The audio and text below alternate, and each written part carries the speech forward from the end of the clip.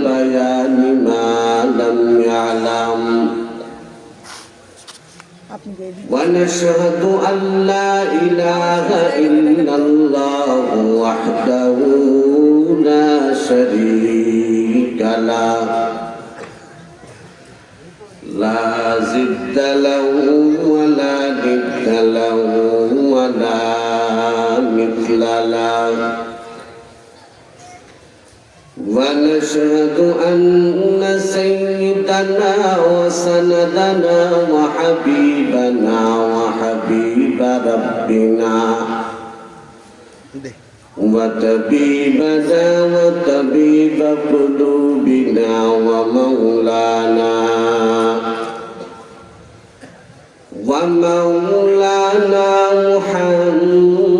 محمدا عبده ورسوله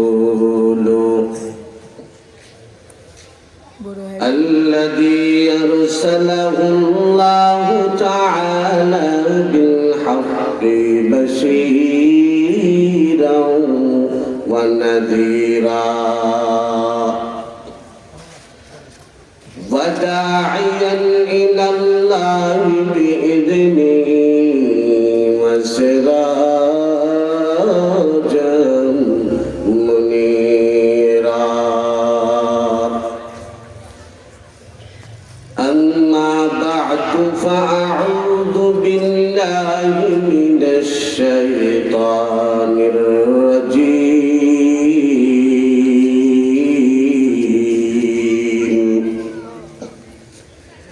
بسم الله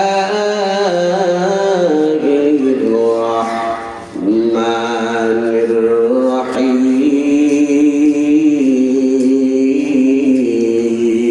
الرحيم ومن أعرض عن ذكري فإن له معيشة ضنكا ونحشره يوم القيامة أعمى قال رب لم حشرتني أعمى وقد كنت بصيرا قال كذلك أتتك آياتنا فنسيتها وكذلك اليوم تنسى وقال صاحب القرآن صلى الله عليه وسلم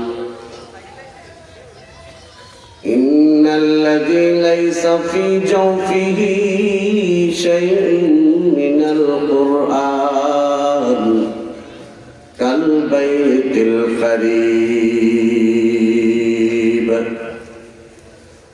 وقال رسول الله صلى الله عليه وسلم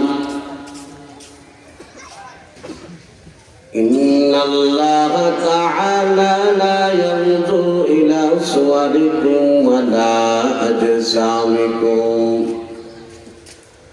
ولكن ينظر إلى قلوبكم وأعمالكم صدق الله مولانا العظيم وصدق رسوله النبي الأمي الكريم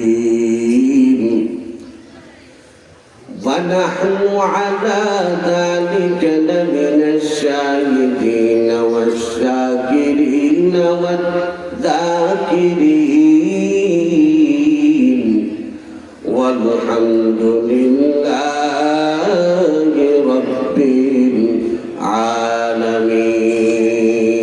العالمين محبت شكر رسول محبت নিয়ে درود إبراهيم পড়ি اللهم صل على محمد وعلى آل محمد كما صليت على إبراهيم وعلى آل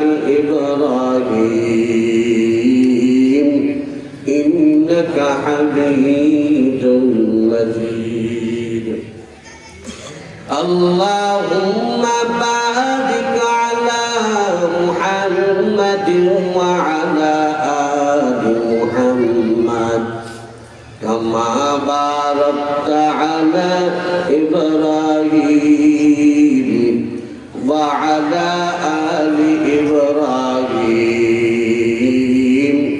إنك حميد مجيد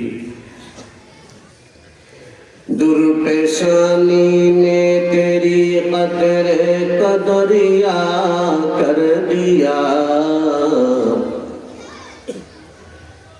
दुर्पेशानी ने तेरी कदरे कदरिया कर दिया दिल को रोशन कर दिया आँखों को बीना कर दिया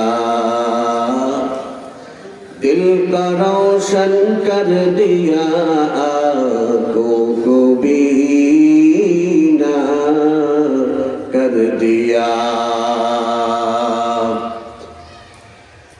जो नक्शे खुद राह पर औरों को हादी बन गई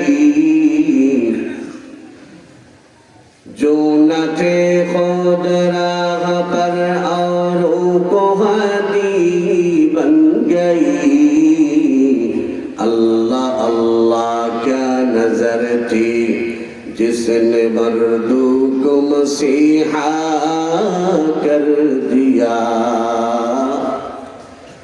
अल्लाह अल्लाह क्या नजर थी जिसने मसीहा कर दिया मोमिन जो फिदा नक्श कफे पाए नबी हो मोमिन जो फिदा नक्श कफे पाए नबी हो ज़ेर कदम आज भी आलम का खजीना हो ज़ेर कदम आज भी आलम का खजीना गर सुन्नत नबवी की करे पैरवी उम्मत गर सुन्नत नबवी की करे पैरवी उम्मत तूफा से निकल जाएगा फिर इसका सफीना तूफा से निकल जाएगा फिर इसका सफीना आशिक हो बरातर शहंशाह दो आलम आशिक हो बरातर शहंशाह दो आलम इसको से ज्यादा मुबारक जिसका पसीना मिसको से ज्यादा मुबारक जिसका पसीना ला इलाहा इल्लल्लाह जोरे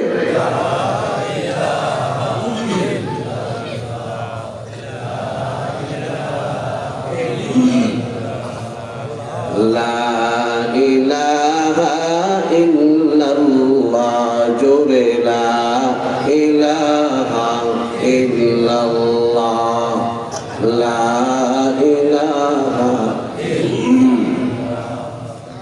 ला इलाहा इल्लल्लाह मुहम्मदुर রাসূলুল্লাহ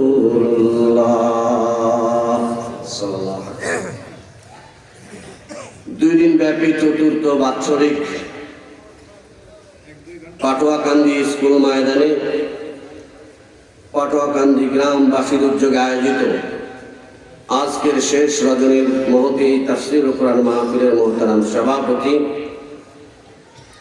জনাব মাওলানা মোহাম্মদ রফিকুল ইসলাম ইমাম পাটোয়াকান্দি কেন্দ্রীয় জামে মসজিদ, আজকের আখেরি দিনের সভাপতি যিনি উস্তাদে মোহতারাম জনাব হযরতুল আল্লাম হযরত মাওলানা মোহাম্মদ শামসুজ্জামান সাহেব খতিব পাটোয়াকান্দি কেন্দ্রীয় জামে মসজিদ। আজকের মহতি আয়োজনের প্রধান অতিথি, প্রধান আলোচক, বাংলাদেশের বিশিষ্ট ইসলামী আলোচক, ইসলামিক স্কলার হযরতুল আল্লাম হযরত মাওলানা মুফতি জুনাইদ কাসিমি দামাত বারাকাতুহুম আলিয়া, দিগার হযরত উলামায়ে কেরাম, তুলাবায়ে ইলম, সামনে ভবিষ্যৎ আল্লাহর কোরআন প্রেমিক, ইসলাম প্রেমিক, নবীজির আশিক, পর্দার অন্তরালে অবস্থানরত আমার পরম শ্রদ্ধেয় মা বোনেরা, মহান আল্লাহ রাব্বুল আলামিনের দরবারে অসংখ্য অগণিত শুকরিয়া যে মহান মালিক রব্বুল আলামিন আমাকে আপনাকে দুনিয়ার সমস্ত কাজ থেকে ফারিক করে অত্যন্ত দয়া করে মহব্বত করে ভালোবেসে রাহমাতি বারাকাতি সামিয়ানার চাদরের নিচে যে আল্লাহ আসবার বসবার তৌফিক যে আল্লাহ দিয়েছেন, নিয়ামতের শুকরিয়া আদায়ার্থে ঈমানের আওয়াজে উচ্চ কণ্ঠে মুসলমানের আওয়াজে সকলে মিলে একই আওয়াজে একবার কালিমাতুশ শুকর আদায় করি, পড়ি আলহামদুলিল্লাহ। ভাইরা আমার, সর্বোপরি শুকর আজকের এই মাহফিলের 2 দিন ব্যাপী মাহফিলের জন্য যে সমস্ত ম্যানেজমেন্ট কমিটি, এলাকার যুবক শ্রেণী, মুরব্বিয়ানি কেরাম, সাংবাদিক, বুদ্ধিজীবী, শিক্ষিত বাবা এবং প্রশাসনের থেকে নিয়ে জনসেবা কর্মী যারা রয়েছেন, সর্বস্তরের জনগণ যাদের অক্লান্ত পরিশ্রম আর মেহনতের বদৌলতে আজকের এই আয়োজন অনুষ্ঠিত হচ্ছে, আল্লাহ সকলের সর্বাঙ্গীন মঙ্গল আমরা কামনা করছি। আল্লাহ সকলের সুস্থতার নিয়ামত দান করেন, সকলে বলি আমিন। অত্র এলাকার যে সমস্ত মুরব্বিয়ানে কেরাম হাসপাতালের ভিতরে আছেন, বাড়িতে ঘরে বিভিন্ন জায়গায় অসুস্থ অবস্থায় আছেন, আল্লাহ সকলকে সুস্থতার নিয়ামত নসিব করেন, বলেন আমিন। অত্র এলাকার যে সমস্ত মুরব্বিয়ানে কেরাম গোরস্থানের ভিতরে শুয়ে আছেন, আল্লাহ সকলের কবরে আযাব মাফ করে দিয়ে কবরগুলিকে বেহেশতের বাগান বানিয়ে দিন। ভাইরা আমার, আপনাদের সম্মুখে আমি পবিত্র কোরআনে হাকিমের সূরা তাহা 124, 25, 26 নম্বর আয়াত কারিমা তেলাওয়াত করেছি। রাসূলুল্লাহ সাল্লাল্লাহু আলাইহি ওয়াসাল্লামের অসংখ্য অগণিত হাদিসের ভিতর থেকে সহিহ মুসলিম বর্ণিত একটি হাদিসের অংশ তেলাওয়াত করেছি। আবু দাউদ শরীফ বর্ণিত একটা হাদিসের অংশ তেলাওয়াত করেছি। তৌফিক কামনা করি দয়াময় আল্লাহ তাআলা যেন তেলাওয়াতকৃত আয়াত এবং হাদিসে পাকের আলোকে সংক্ষিপ্ত কিছু ব্যাখ্যা অনুবাদ আমি গোলামকে করার, আপনাদেরকেও ধৈর্য এবং হিম্মতের সহিত ধৈর্যের সহিত শ্রবণ করার তৌফিক আল্লাহ পাক দান করুন, সকলে পড়ি আমিন। আলোচনার বিষয়বস্তু টপিকটা হলো কোরআনের শিক্ষা দীক্ষা, ইসলাম এবং নবীজি প্রিয় নবী সাল্লাল্লাহু আলাইহি ওয়াসাল্লামের আদর্শ শিক্ষা দীক্ষার থেকে যারা দূরে থাকবে তাদের দুনিয়া এবং পরকালে ভয়াবহ পরিণতি। এই মূল বিষয়বস্তুটা যদি জেনে থাকে, বিষয়বস্তু যদি আমার আপনার ব্রেইনের ভিতরে থাকে, তাহলে সামনের আলোচনাগুলো বোঝা সহজ হবে। আলোচনাগুলো দিল দিয়ে শোনার চেষ্টা করবেন। কথা যদি কোরআন সুন্নাহ মোতাবেক হয় তাহলে আমল করবেন, আর যদি কোরআন সুন্নাহর বিরুদ্ধে যায় তাহলে ওটা মানবেন না, মানার প্রয়োজন নেই। কথা বলেন ঠিক না বেঠিক? ভাইরা আমার, আল্লাহ পবিত্র কোরআনে হাকিমের সূরা তাহা 124 নম্বর আয়াত আল্লাহ ডেকে বলেন, ওয়ামান আ'রাযা আন যিকরি ফাইন্না লাহু মাঈশাতান যানকা ওয়া নাহশুরুহু ইয়াওমাল কিয়ামাতি আ'মা। আল্লাহ বলেন, ওয়ামান আ'রাযা আন যিকরি, যারা আমি আল্লাহর বিধান, আমার নবীর উপরে যে বিধান আমি দিয়েছি, আমার রাসূলের আনিত বিধান থেকে দূরে থাকবে, বিমুখ থাকবে, পৃষ্ঠ প্রদর্শন করবে, যারা কোরআন সুন্নাহর আদর্শ দীক্ষা শিক্ষা দীক্ষার থেকে দূরে থাকবে, আল্লাহ বলেন নারী হোক পুরুষ হোক, মান যে কেহ আ'রাযা আন যিকরি, আমার আদর্শ থেকে বিচ্যুত থাকবে, আমার আল্লাহ বলেন ফাইন্না লাহু মাঈশাতান যানকা। মুফাসসির বলেন দুটো গজব তার, একটা হলো দুনিয়াতে জীবনটা তার অশান্ত হয়ে যায়, কথা বলেন ঠিক না ঠিক?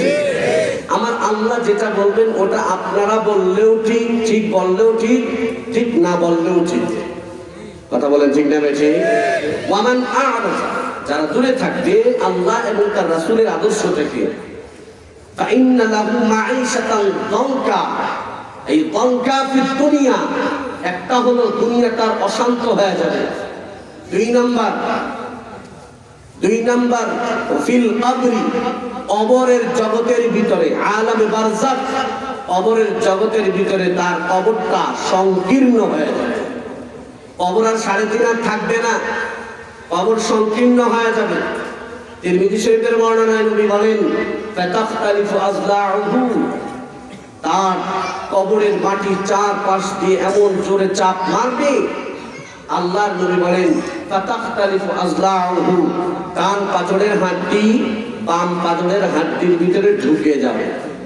তাহলে চাপটা কত জোরে লাগবে যে হাড়ের ভিতরে ঢুকবে। ভাইরা আমার, এটা হলো দুনিয়াতে আর কবরে। আর কিয়ামতের ময়দানে আল্লাহ বলেন ওয়া নাহশুরুহু ইয়াওমাল কিয়ামাতি আ'মা, আমি আল্লাহ তাদেরকে দুনিয়াতে চোখ দিয়েছিলাম, কিন্তু এই মানুষগুলো যারা আমি আল্লাহর আদর্শ, আমার রাসূলের আদর্শ থেকে বিমুখ ছিল, এরা মরার পরে কিয়ামতের ময়দানে চোখ থাকবে, চোখে জ্যোতি থাকবে না, আলো থাকবে না, জ্যোতি শূন্য অবস্থায়। আল্লাহ বলেন ওয়া নাহশুরুহু ইয়াওমাল কিয়ামাতি আ'মা, আমি আল্লাহ কিয়ামতের ময়দানে তাদেরকে অন্ধ করে উঠাবো। জোরে পড়েন নাউযুবিল্লাহ।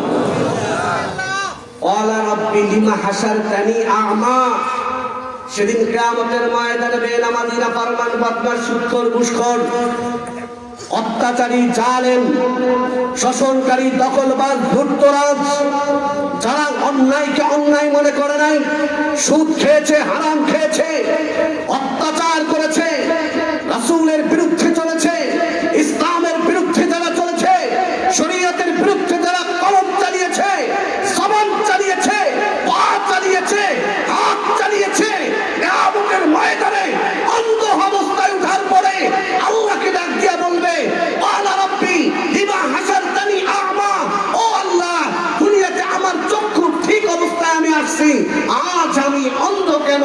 আল্লাহ বলেন তোমার কাছে আমার বাণী এসেছিল, আমার রাসূল এসেছিল, আমার ওলি আউলিয়া কিরাম এসেছিল, ওলামায়ে কিরাম এসেছিল, আমার ফরমান তোমার কাছে পৌঁছেছিল, ফানাসিতাহা, সেদিন তুমি কোরআনকে ভুলেছো, রাসূলকে ভুলেছো, ইসলামকে ভুলিয়েছো, এই জন্য তার অপরাধের শাস্তি আল ইয়াউমা তুনসা, আজ আমি আল্লাহ তোমাকে ভুলে গেলাম, ফলে তোমাকে অন্ধ বানায় উঠালাম।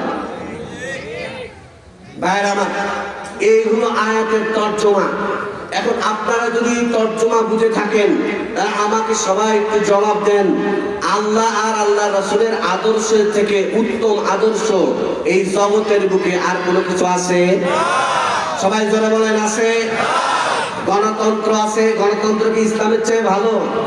সমাজতন্ত্র ইসলামের চেয়ে ভালো? সব দুনিয়ার আদর্শ হলো নাপাক, আমার আপনার প্রিয় নবী রাসূলের আদর্শ হলো পাক। কথা বলেন ঠিক না বেঠে? ভাইরা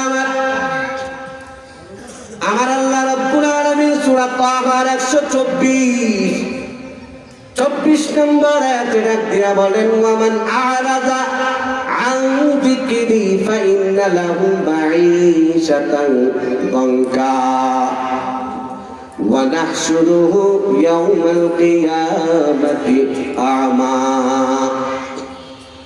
ومن أعرض عن ذكري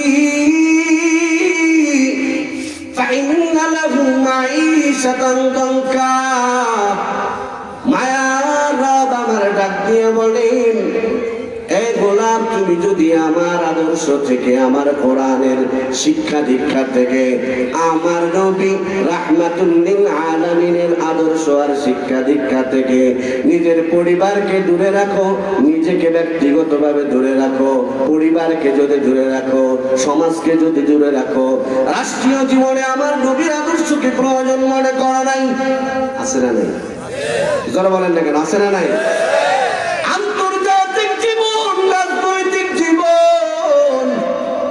সমাজের সর্বস্তরে, ব্যক্তিগতভাবে, অর্থনৈতিক জীবনে, রাজনৈতিক জীবনে, আন্তর্জাতিক জীবনে, পারিবারিক জীবনে, সর্বস্তরে যারা আল্লাহর কোরআনকে ভায়োলেট করে চলবে, নবীর আদর্শ থেকে যারা বিচ্যুত থাকবে, আল্লাহর কোরআন দিয়ে সমাজ চালাবে না, রাষ্ট্র চালাবে না, পরিবার চালাবে না, অর্থনৈতিক জীবন চালাবে না, আমার আল্লাহ বলেন ফাইন্না লাহু মাঈশাতান দঙ্কা, তাদের ওই ব্যক্তিগত পারিবারিক জীবন, তাদের সামাজিক জীবন, তাদের অর্থনৈতিক জীবন, তাদের রাজনৈতিক জীবন, তাদের আন্তর্জাতিক জীবন, সব জায়গায় আমি আল্লাহ অশান্তি দিয়া ভরপুর করে দেব।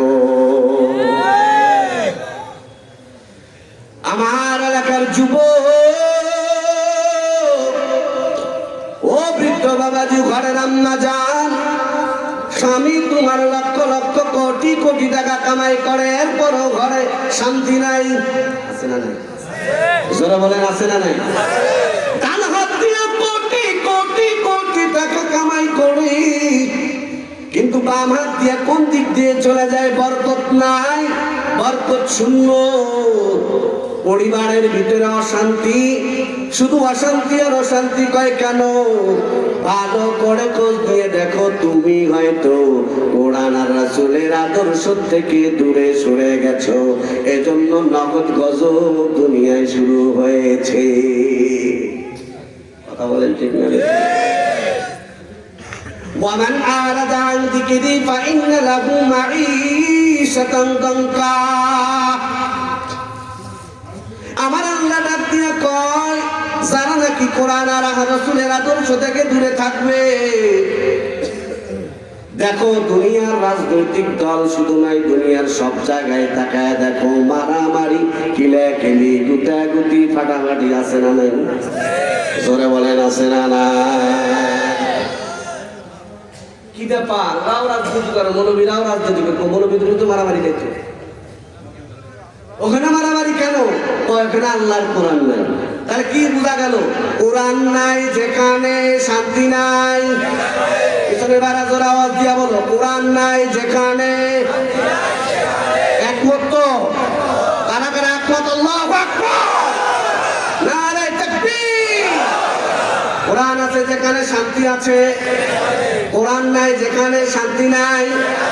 কোরআনটার আদর্শকে তোমার সাংসারিক জীবনে কাজে লাগাও, আল্লাহর কোরআন অনুযায়ী সংসার চালাও, আল্লাহর কোরআন অনুযায়ী সমাজ চালাও, আল্লাহর কোরআন অনুযায়ী পরিবার চালাও, আল্লাহর কোরআন অনুযায়ী রাষ্ট্র চালাও। ওই রাষ্ট্রটা আমার আল্লাহ, যদিও রাষ্ট্রটা জমিনে, জমিনটারে আমার আল্লাহ জান্নাতের টুকরা বানায় দিবে।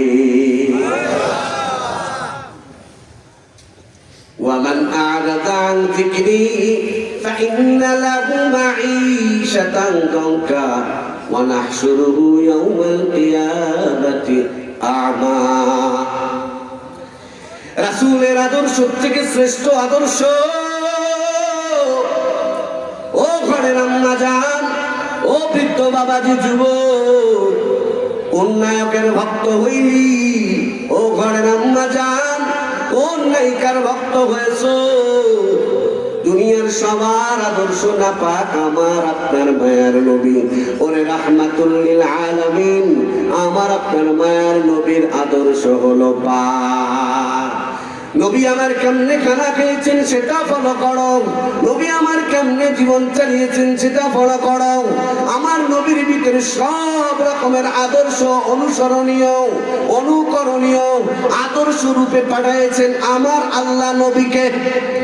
কথা ঠিক না বেঁচে? তুমি রাজনীতি করতে চাও, তাহলে দেখো মায়ের নবীর দিকে তাকাও, তুমি কতটুকু রাষ্ট্রের ভিতরে রাজনীতি করো। আমার মায়ের নবী যে রাষ্ট্রটা চালাইছেন, আমার নবী তো শুধু মসজিদের নবী না, আমার নবী তো শুধু ইমাম ছিলেন না, ইমামুল আম্বিয়া, খাতামুল আম্বিয়া। সমগ্র জগতের বুকে যত লিডার আসবে, আল্লাহর নবীর চাইতে শ্রেষ্ঠ বিচক্ষণ যোদ্ধা, লিডার, রাজনীতিবিদ, কৌশলবিদ জগতের বুকে আর কেউ ছিল? জোরে বলেন, ছিল? আর কেউ কিয়ামত পর্যন্ত আসবে? তাহলে তোমার রাজনীতি যদি করতে চাও তাহলে আমার নবীর দিকে তাকাও, আল্লাহ তোমার জিরো থেকে হিরো বানায় দেবে। পরিবারে তুমি হিরো হতে চাও, আমার নবীর দিকে তাকাও, আমার নবীকে ফলো করো। তোমার পারিবারিক জীবনে তুমি জিরো থেকে হিরো হয়ে যাওয়া। আমার ব্যবসা বাণিজ্যের দিকে আমার নবীকে ফলো করো।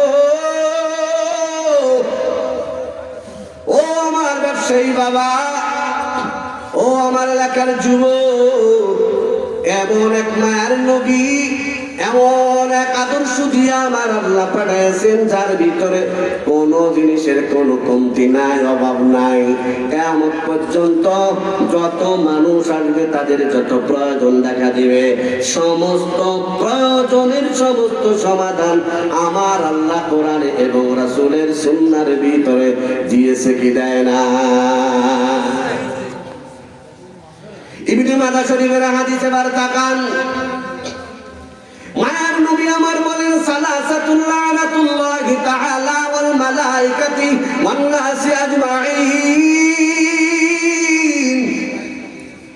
তিন দলের উপরে আমার আল্লাহর গজব, আমার আল্লাহর অভিশাপ।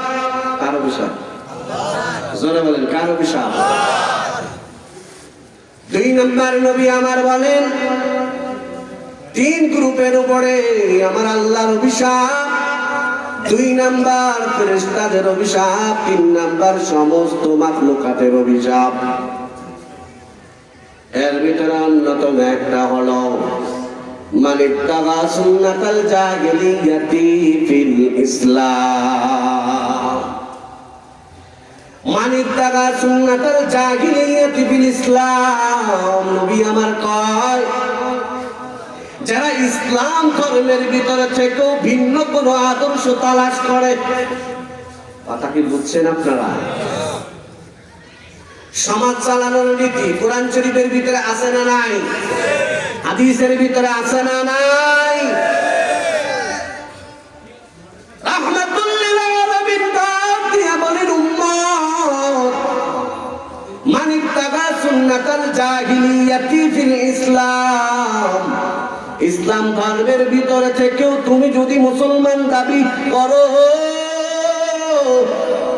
আবার তুমি মুসলমান হয়ে অন্য ধর্ম, অন্য মতবাদ, অন্যদের কালচার, অন্যদের সংস্কৃতি, পশ্চিমা সংস্কৃতি অন্যদের ধার করে নিয়ে আস, অন্যদের ধার করা কোরআন হাদিসের আদর্শ বাদ দিয়া যদি নিজেকে চালাও, ব্যক্তিগত জীবন, পারিবারিক জীবন, অর্থনৈতিক জীবন, রাজনৈতিক জীবন, আন্তর্জাতিক জীবন, সব জায়গায় যদি আমার নবীর আদর্শ, ইসলামের আদর্শ বাদ দিয়া অন্য আদর্শ দাঁড় করো, তাহলে আমার নবী বলেন তার উপরে আল্লাহর গজব, আল্লাহর অভিশাপ, ফেরেশতাদের অভিশাপ, তামাম দুনিয়ার সৃষ্টিকুলের অভিশাপ।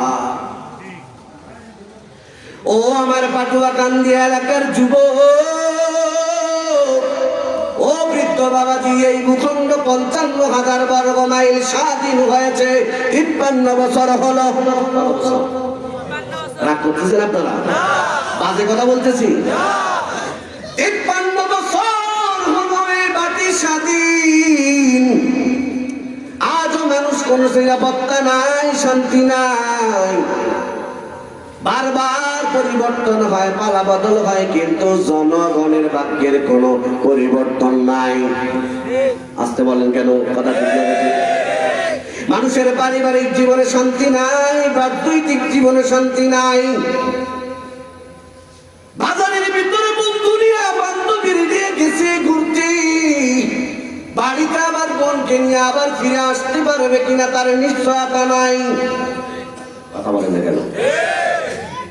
বাজারের ভিতরে ব্যবসা করব, আমার টাকা দিয়ে আমি ব্যবসা করব, আমার টাকা দিয়ে আমি দোকান ভাড়া দেব, এরপর আর এক পাটির দেওয়া লাগে, না হলে ব্যবসা করা যায় না। আছে না নাই? জোরে বলেন, আছে না না? শান্তি নাই রে বাবা, ব্যবসার ভিতরে শান্তি নাই, ব্যক্তিগত জীবনে শান্তি নাই, কোনো জায়গায় শান্তি নাই, কোথাও শান্তি নাই। কেন? এর একটা মাত্র কারণ হলো আমার মনটা বলে 53 বছর এই মাটি স্বাধীন হলো, আজও মানুষের মৌলিক অধিকারের কোনো নিশ্চয়তা হয় নাই, মানুষের স্বাধীনতা আসে নাই, মানুষের জীবনে শান্তি হয় নাই। কেন শান্তি আসে নাই রে বাবা? হয় তার কারণ হলো আমরা সবাই আপন আপন জায়গায় দুনিয়ার মানুষের ধার করা নীতি দ্বারা পরিচালিত হচ্ছে। শান্তির যে থিওরি, শান্তির যে ট্যাবলেট, কোরআন এবং হাদিস, নবীর আদর্শ, আল্লাহর কোরআনের আদর্শকে আমরা অপদদলিত করেছি, পিছনে ছেড়েছি, রাসূলের আদর্শ থেকে বিমুখ হয়েছি, আল্লাহর কোরআনের আদর্শ থেকে বিমুখ হয়েছি। যে কারণে আল্লাহর গজব 53 বছরটা ধরে সমস্ত মাখলুকাতের গজব, সমস্ত নবীদের গজব, সমস্ত ফেরেশতা কুলের গজব আমাদের মাথার উপরে। কথা ঠিক না বেঠি? যদি এর উল্টা কথা থাকে তাহলে আপনি দাঁড়ায় বলেন, সঠিকটা বলেন, আমি সেটা মানব। কিন্তু আমার নবী তো কিয়ামত পর্যন্ত আনেওয়ালা মানুষের জন্য নবী। কথা ঠিক না বেঠি? অন্য অন্য নবীরা নির্ধারিত টাইম, নির্ধারিত গোত্র, নির্ধারিত রাষ্ট্রের জন্য নবী ছিলেন। আমার আপনার নবী তো কোনো আঞ্চলিক নবী নয়, আমার আপনার নবী হলেন বিশ্ব নবী, রাহমাতুল লিল আলামিন। মায়ার নবী জানতেন মুসলমানের ঘরে জন্ম হবে, নাম হবে আব্দুল্লাহ, নাম হবে রহিমা খাতুন, নাম হবে রাবিয়া খাতুন। কিন্তু মুসলমানের ঘরে জন্ম হওয়ার পরেও ইসলাম দ্বারা নিজেকে কিছু কিছু ক্ষেত্রে ইসলাম মানবে, কিন্তু সমাজের ভিতরে ইসলাম মানবে না, রাজনীতির ভিতরে ইসলাম মানবে না, পরিবারের ভিতরে ইসলাম মানবে না, নিজের বিবাহের ভিতরে ইসলাম মানবে না। এরকম একদল আসবে। মায়ার নবী আমার হুঁশিয়ার করে বললেন, খবরদার যারা ইসলামের আদর্শ বাদ দিয়া ইসলাম ধর্মের ভিতরে থেকে ইবতাগি সুন্নাতাল জাহিলিয়া, জাহিলীদের আদর্শ, জাহিলী কাকে বলা হয়, ইসলামের আদর্শ বাদ দিয়া কিয়ামত পর্যন্ত যত আদর্শ আসবে সবগুলো হলো জাহিলী, সবগুলো হলো বর্বরতা, সবগুলো অশান্তির ট্যাবলেট। কথা বলেন না কেন? মেয়াদোত্তীর্ণ ওষুধ খাইলে রোগী ভালো হবে না মারা যাবে? সবাই একমত তো? পিছনে বেড়ে একমত। ওষুধ খাইলে মানুষ ভালো হয়, কথা ঠিক না ঠিক? কিন্তু ওষুধ যদি মেয়াদ পার হয়ে যায় রোগী ভালো হবে না মারা যাবে? জোরে বলেন, ভালো হবে না মারা যাবে? ইসলাম চালাবাকে যত মানুষের তৈরি করা আদর্শ আমার নবী 1000 বছর আগে জানায় দেন, সবগুলো হলো না পাপ, সবগুলো হলো বিষাক্ত। ইসলাম বাদ দিয়া তোমার পরিবার চালাবা, অশান্ত হয়ে যাবে। তোমার ব্যক্তিগত জীবন চালাবা, অশান্ত হয়ে যাবে। তোমার সমাজ চালাবা, অশান্ত হয়ে যাবে। তোমার মহল্লা চালাবা, অশান্ত হয়ে যাবে। তোমার রাষ্ট্র চালাবা, অশান্ত হয়ে যাবে। কথা ঠিক তো? কথা ঠিক তো? এবার আয়াতের সাথে মিলান, ওয়ামান আরাদা আন যিকরি ফাইন্না লাহু মাঈশাতান দানকা। আমার আল্লাহ বলেন, যারা ইসলাম ধর্ম থেকে, ইসলামের আদর্শ থেকে দূরে থাকবে, সর্বস্তরে দূরে থাকবে, যেখানে দূরে থাকবে ওখানটাই অশান্ত বানায় দিবেন কি আল্লাহ? আরো জোরে বলেন কে? আর আমরা যারা ইসলাম বিমুখ হয়ে চলছি আর শান্তির আশা করছি, বলেন তো মান্দার গাছ লাগায়া বস্তিয়ামের আশা করা বুদ্ধিমানের কাজ না বোকার কাজ? সবাই জোরে বলেন। থাইল্যান্ড থেকে একটা তুলা গাছ আনছেন, লাগাইছে। কেউ তুলা গাছ লাগাও কে? এটা তো কোনো কাটমাট কিছুই না, হবে না, তো ভাও শুধু তুলাই হবে। তুলা গাছ থাইল্যান্ড থেকে নিয়ে আসা লাগে, তো বাড়ির পাশে কত করে থাকে। কথা বলেন ঠিক না বেঠিক? এত যত্ন কষ্ট হয়, তুলা গাছ হলে কি হবে? ইনশাআল্লাহ 1 বছর পরে টের পাবা, ইয়া বড় বড় ফজলি আম। কেউ পাগল না ছাগল?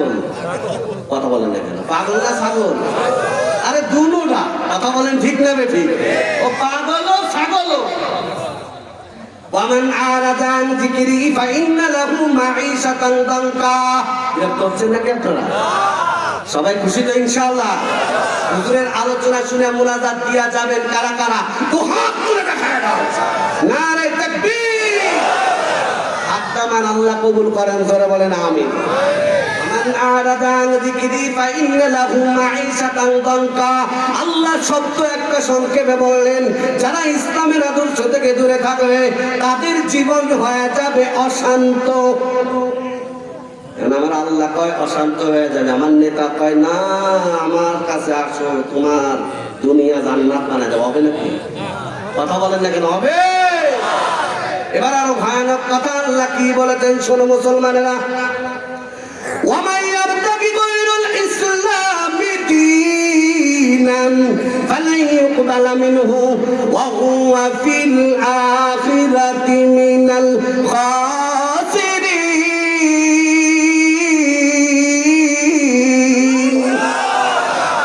ওয়ামান ইয়াবতাগি গায়রাল ইসলামি দীনান, যারা ইসলাম ছাড়া অন্য কোন মতবাদ, দিন মানে হলো আদর্শ, দিন মানে হলো মতবাদ, দিন মানে দস্তুর সংবিধান।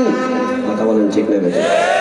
ওয়ামান ইয়াবতাগি গায়রাল ইসলামি দীনান, যারা ইসলামের আদর্শ বাদ দিয়া নিজেদের মতবাদ গ্রহণ করবে, ইসলাম ছাড়া অন্যটার দ্বারা শান্তির আশা করবে, আমার আল্লাহ বলেন কোন মুসলমান এটা করতে পারে না। কেন? দুইটা ক্ষতি। এক নাম্বার হলো আল্লাহ বলেন ফালাই ইউকবালা মিনহু, মুফাসসির বলেন আইলাই ইউকবালা মিন আদলিহি ওয়ালা মিন সারফিহি।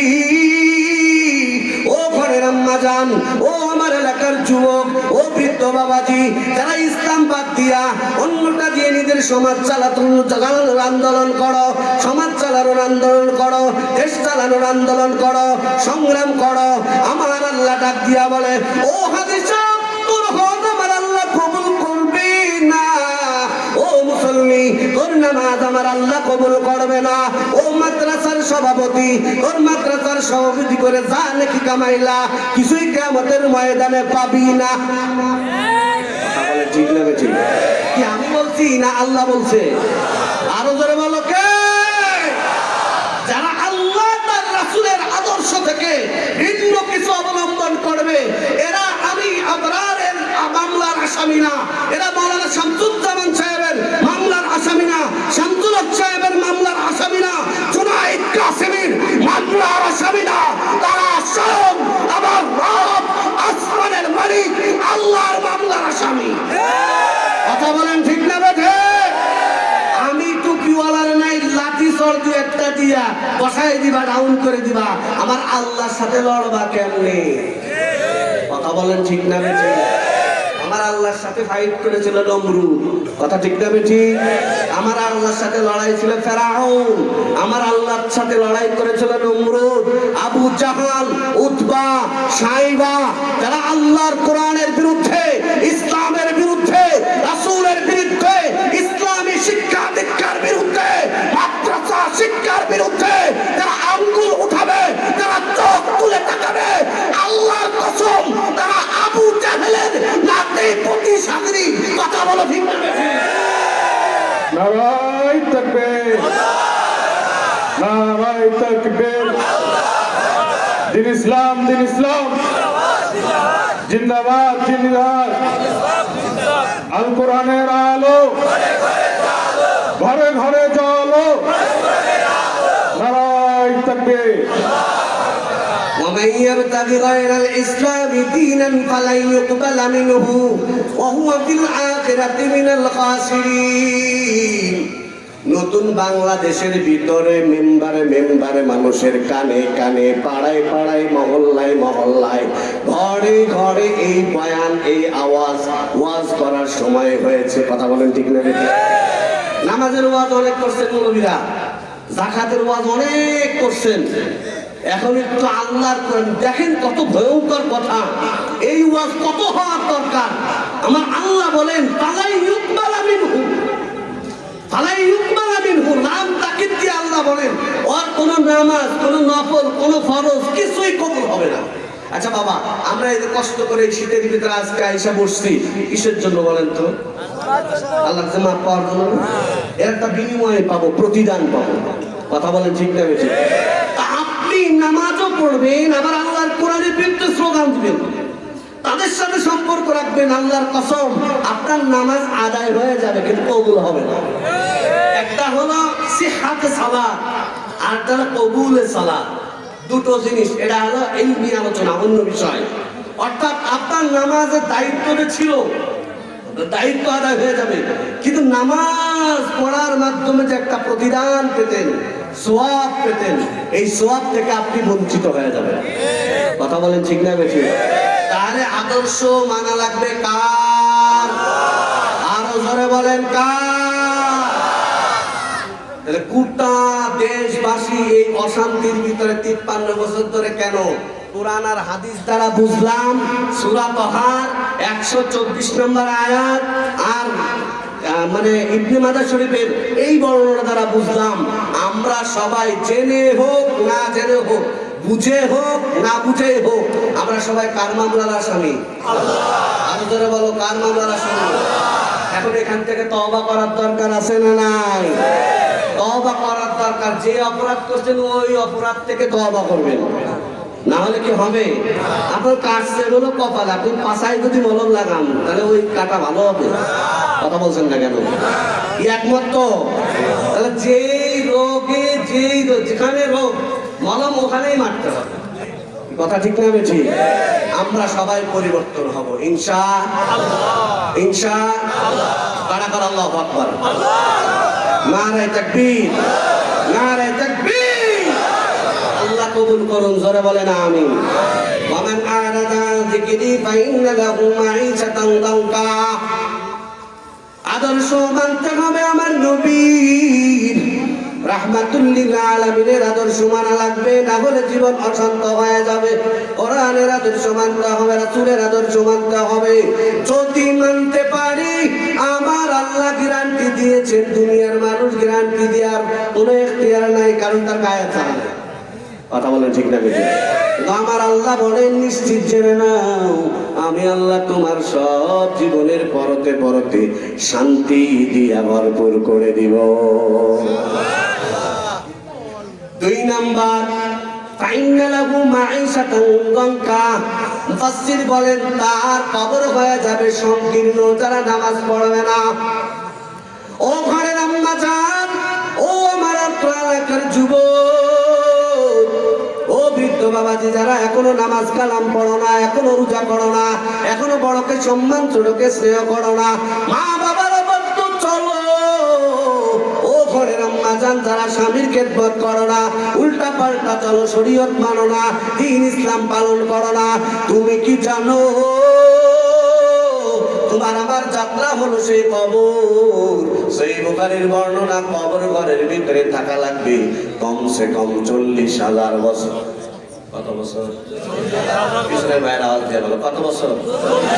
এবার বলেন, বিদেশের ভিতরে বাড়িঘর ছেড়ে, আপনজন ছেড়ে, স্ত্রী ছেড়ে, পরিবার ছেড়ে 10টা বছর থেকে বাড়িতে সুন্দর বাড়ি বানাইছো, ওই বাড়ির ভিতরে থাকবা কে কয়দিন? হাত তুলে দেখাও। আছে? নিশ্চয়তা আছে? 5 বছর, 5 মাস, 5 দিন, 5 ঘন্টা, 5 মিনিট।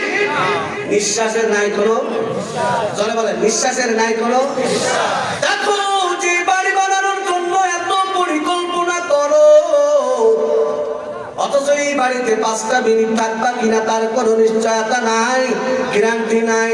এই বাড়িটা সাজানোর জন্য যদি এত পরিকল্পনা গ্রহণ করা লাগে, ভিতরের কালার এটা দেওয়া লাগবে, বাইরের কালার এটা দেওয়া লাগবে, ঘরের ভিতরে সুপায় ওই জায়গায় রাখা লাগবে, এই জায়গায় হবে না ওই জায়গায় রাখা লাগবে, লাইটটা এই কালারের হতে হবে, ওই কালারের হতে হবে, এত পরিকল্পনা করে যে ঘরটা বানাইছো, ওই ঘরের ভিতরে 5টা মিনিট থাকার কোনো নিশ্চয়তা নাই রে ঘরের আম্মা জান। ও আমার এলাকার যুবক, ও বৃদ্ধ বাবাজি, যেই ঘরটা অনিশ্চিত, এই ঘরটা যদি সাজানোর জন্য এত পরিকল্পনা করা লাগে, তাহলে যে 3.5 হাত কবর ঘর, ওই কবর ঘর সাজানোর জন্য কত পরিকল্পনা করার দরকার। দুনিয়ার ঘরের ডেকোরেশন যেমন আছে, কবর ঘরের ডেকোরেশন আছে না নাই? পিছনের বাইরা ধরে যেমন আছে না নাই?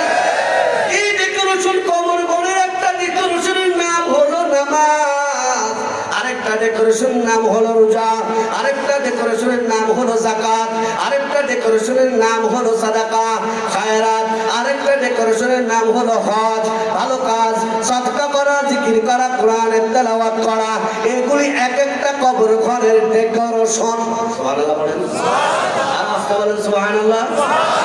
ও ঘরের আম্মা জান, ও যুবকেরা, ও বৃদ্ধ বাবাজিরা, দুনিয়ার বাড়ি সাজানোর জন্য যদি এত পরিকল্পনা করো, স্বামী ছাড়ছো, বিবি ছাড়ছো, বাড়ি ছাড়ছো, ভিটা ছাড়ছো, সব কিছু ছেড়ে একা একা একা একা ওই প্রবাসের জীবনে দীর্ঘ 10টা বছর, কেউ বা 15 বছর, কেউ বা 20 বছর ধরে, কেন কিরে আব্দুল্লাহ এত বছর ধরে কেন বিদেশের ভিতরে পড়ে আছো?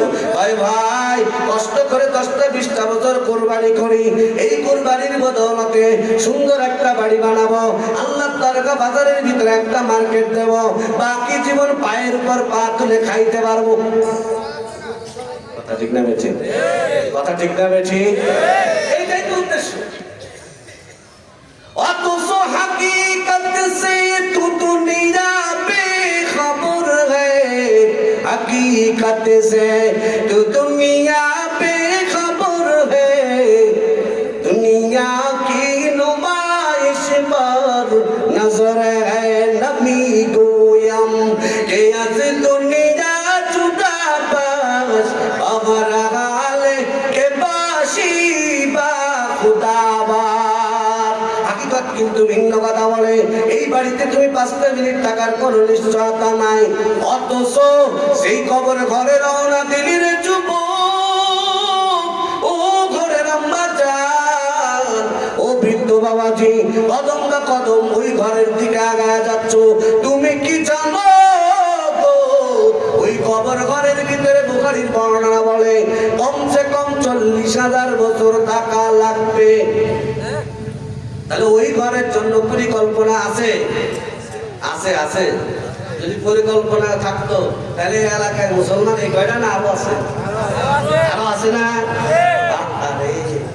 আল্লাহ বলেন ফানাসিতাহা ওয়া কাযালিকাল ইয়াউমা তুনসা।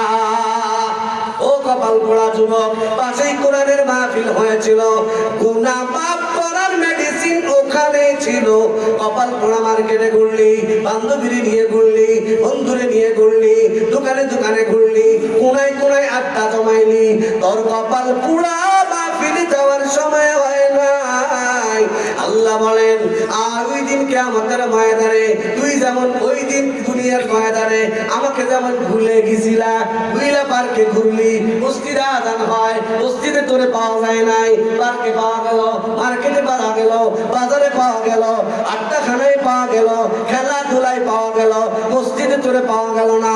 ওই দিন যেমন আমি আল্লাহরে ভুলি, আজ আমি আল্লাহ ও তোরে ভুলে গেলাম। বলেন কবরে ঘরে যদি আমার আল্লাহ ভুলে যায়, কেউ আমারে বাঁচাইতে পারবে? বিশ্বাস বাঁচাইতে পারবে? নেতা বাঁচাইতে পারবে? নেত্রী বাঁচাইতে পারবে? ওখানটায় বাঁচানোর মালিক একজন আমার আল্লাহ।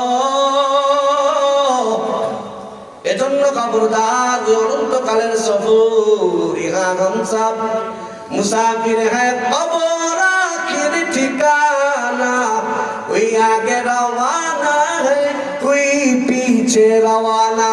আসার সিরিয়াল আছে, যাওয়ার কোন সিরিয়াল নাই। জোরে বলেন, যাওয়ার কোন সিরিয়াল একমত তো? তাহলে পরিবর্তন হওয়া লাগবে কি লাগবে না? ও বেনামাজির দলের এখনো নামাজ পড়ো, ও সুদখোরের দল এখনো সুদ ছাড়ো, ও ঘরের আম্মা জান তারা বেপর্দা চলাফেরা করো, এখনো পর্দা করো, এখনো স্বামীর খেদমত করো, নামাজ কালাম পড়ো। মায়ার নবী আমার মিশকাত শরীফের হাদিসে বলেন আল মারআতু ইযা সাল্লাত খামসাহা ওয়া সামাত শাহরাহা ওয়া আহসানাত ফারজাহা ওয়া আতাআত বালাহা তাদখুলুল জান্নাতা বিআইয়ি বাবিন তাশা। যেই ঘরের আম্মা জানেরা 4টা কাজ করবে, কয়টা? আর জোরে আওয়াজ দিয়ে বলো কয়টা? 4টা কাজ যে সমস্ত ঘরের আম্মা জানেরা করবে, মায়ার নবী আমার বলেন তোর জান্নাতের জামিনদার আমি নবী হয়ে গেলাম। সুবহানাল্লাহ। মাত্র 4 কাজ। ও ঘরের মা, মাত্র 4 কাজ। 1 নম্বর হলো 5 ওয়াক্ত নামাজ পড়বি। মেলা কঠিন না? মেলা কঠিন ওয়া ইন্নাহা লাকাবীরাতুন ইল্লা আলাল খাশিঈন।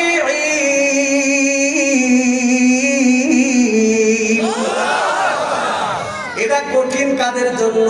সিরিয়ালের ভক্ত মহিলাদের জন্য নামাজ পড়া কঠিন। দুই একজন ঠিক কয় কথা, সবাই কথা বলে। নামাজ পড়া কঠিন কাদের জন্য? সিরিয়ালের ভক্ত যারা, তাদের জন্য। রং বেরঙের সাজু গুজু করে মার্কেটে মার্কেটে ঘুরে যারা, তাদের জন্য। কথা ক্লিয়ার? ঠিক আছে তো? নজর টজর আছে? থাকলে বললেন ওয়াইন্নাহা লাকাবীরাতুন ইল্লা আলাল খাশিঈন। স্বামীর সামনে পেতনির মতো ঘুরে, দুলাভাই যদি বাড়িতে বেড়াতে আসে রং বেরঙের সাজুগুজু আছে না নাই? দেখছেন কি একটা অবস্থা হয়েছে, দেখছেন? বেড়াইতে যাবে বাপের বাড়ি, কত রঙের ঢঙের সাজ কিনে বেরিয়ে যাবে। তোর এত সাজের দরকার কি? তুই সাজবি তোর নায়কের সামনে দেখানো, তোর নায়ক হলো তোর সামনে। কথা বলছে না তুই কারে দেখানোর জন্য? বাইরে সাজবে। আগামীকাল বাড়িতে আসবে, স্বামীর বস বাড়িতে আসবে, চাকরি করা অফিসে বস বাড়িতে আসবে। জরিনা খাতুন সেই সাজনি শুরু করতে সকাল থেকে। আছে মাঝে মাঝে আয়নার সামনে বসে পোজ দেয়, আবার হলো মোবাইলে সেলফি না কি একটা আছে না, মাঝ ঘন ঘন সেলফি তোলে। আব্দুল্লাহ কি রে বউ, তুই এরকম পোস্ট মারছিস, সেখানে ভালো করে আয়নার সামনে যায়। কয় না তোমার বস আসবে না, উল্টা পাল্টা চলে তো খারাপ টাকা দেখা যাবে, তোমার মানুষ আছে না। শয়তান বেডি নিজের স্বামীর সামনে ব্যক্তির মতো হয়ে থাকে, আর পর পুরুষকে দেখানোর জন্য নায়িকা সাজো না, নায়িকা কবরে সাইজ করে দিবে। কথা বলো ঠিক না বেঠে? ভাইরা আমার, ওখানে আম্মাজান আমার উপরে করবি না। নবী আমার বলেন কবর ঘর কত ভয়ঙ্কর জানো? কবর ঘর প্রতিদিন তোমারে আমারে ডাক দিয়া যায়, কয় শোন আনা বাইতুল ওয়াহদা, আমি একাকিত্বের ঘর, সাথে নাই রে কোনো সঙ্গী নাই, সঙ্গীহীন বাতিহীন আমি কবর। আনা বাইতুজ জুলমা, আমি অন্ধকারের ঘর, আনা বাইতুজ জুর, আমি পোকা মাকড় সাপ বিচ্ছুর ঘর। ও ঘরের আম্মা জান, যারা বিভিন্ন পোস্ট মেরে বাজারে বাজারে, মার্কেটে মার্কেটে, দোকানে দোকানে, রাস্তায় রাস্তায়, পার্কে পার্কে, মোড়ে মোড়ে ঘুরো, ভালো করে বাস্তা বয়ানটা শুনো। তুমি কবর ঘরে যাবার পর ফাইন্না লাহু মাঈশাতান দঙ্কা, মনে করে আমি আয়াত দিয়েছি। আয়াতের 2 নম্বর তরজমা হলো তার জীবন সংকীর্ণ হয়ে যাবে। কোথার জীবন? ওই কবর ঘরের জীবন। কবরটা সংকীর্ণ হয়ে যাবে। ও ঘরের আম্মা জান, যারা নামাজ পড়বা না, যারা রোজা করবা না, যারা স্বামীর খেদমত করবা না, উল্টা পাল্টা 2 নম্বর হইয়া, 6 নম্বর হইয়া, 12 নম্বর হইয়া, নাম্বার ছাড়া হইয়া যারা চলবি, ওই কবর ঘরে যাওয়ার পর কবর ঘরকে আমার আল্লাহ তাআলা অর্ডার দিয়ে দিবেন, ইলতাইনি, কবর ঘরের মাটি তারে চড়ায়া দাও। কবর ঘরের মাটি চারপাশ থেকে এমন জোরে চাপ মারবে,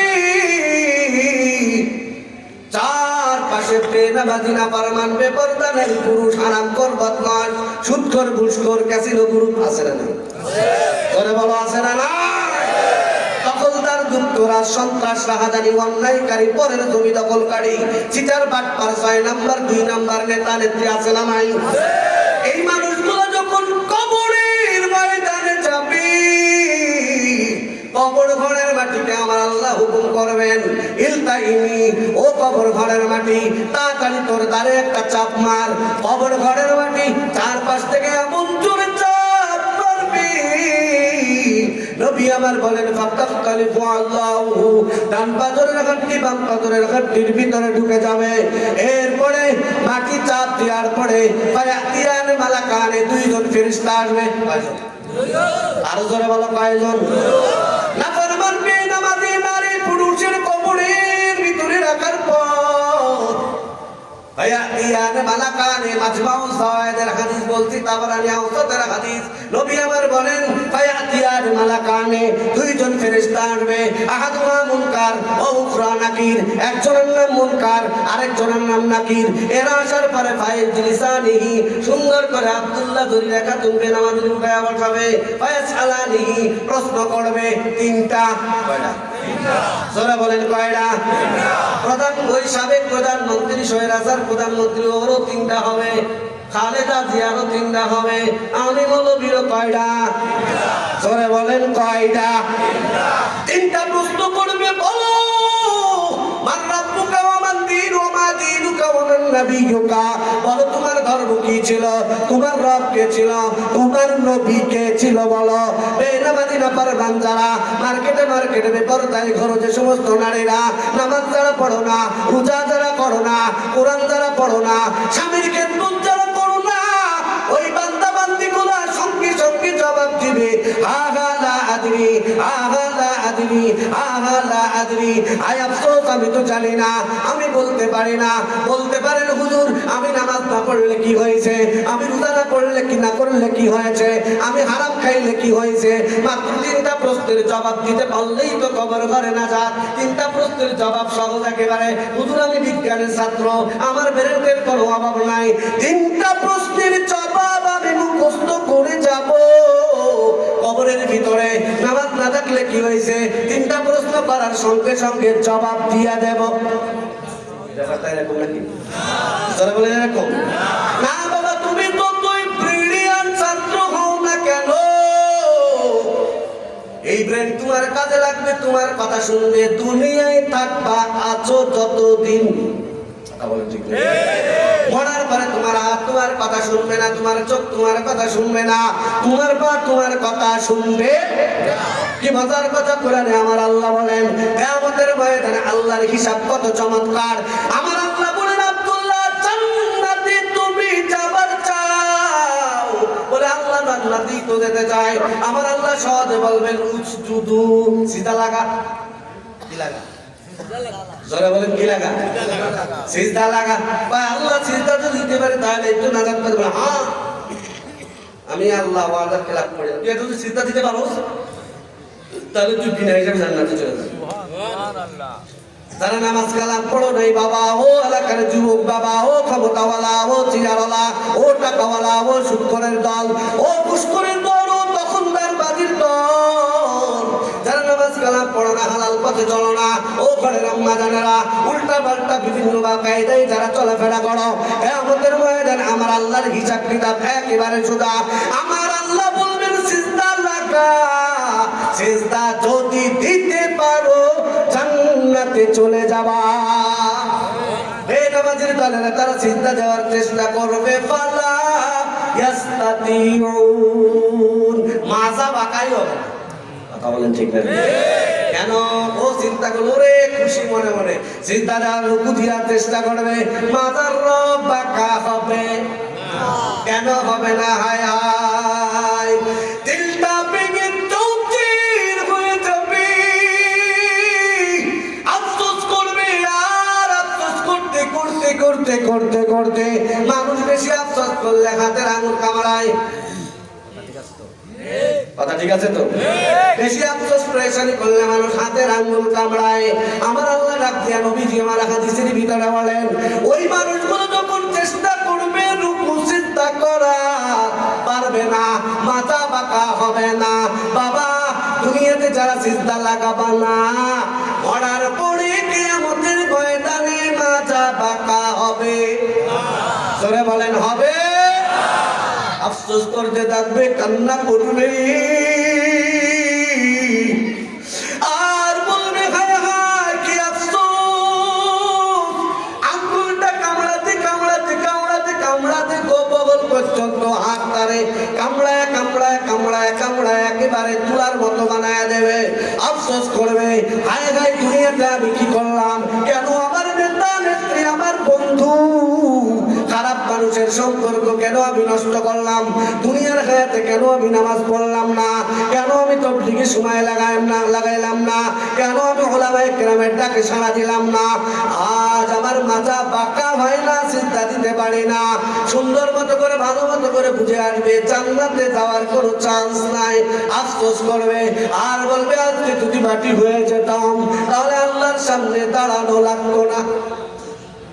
এমন কান্নাই করবি মায়ের নবী আমার বলেন চোখের জল পুরা যাবে, চোখের পানি শুকায়া শুকায়া পানি তো আর ভিতরে নাই, এবার বের হবে রক্ত।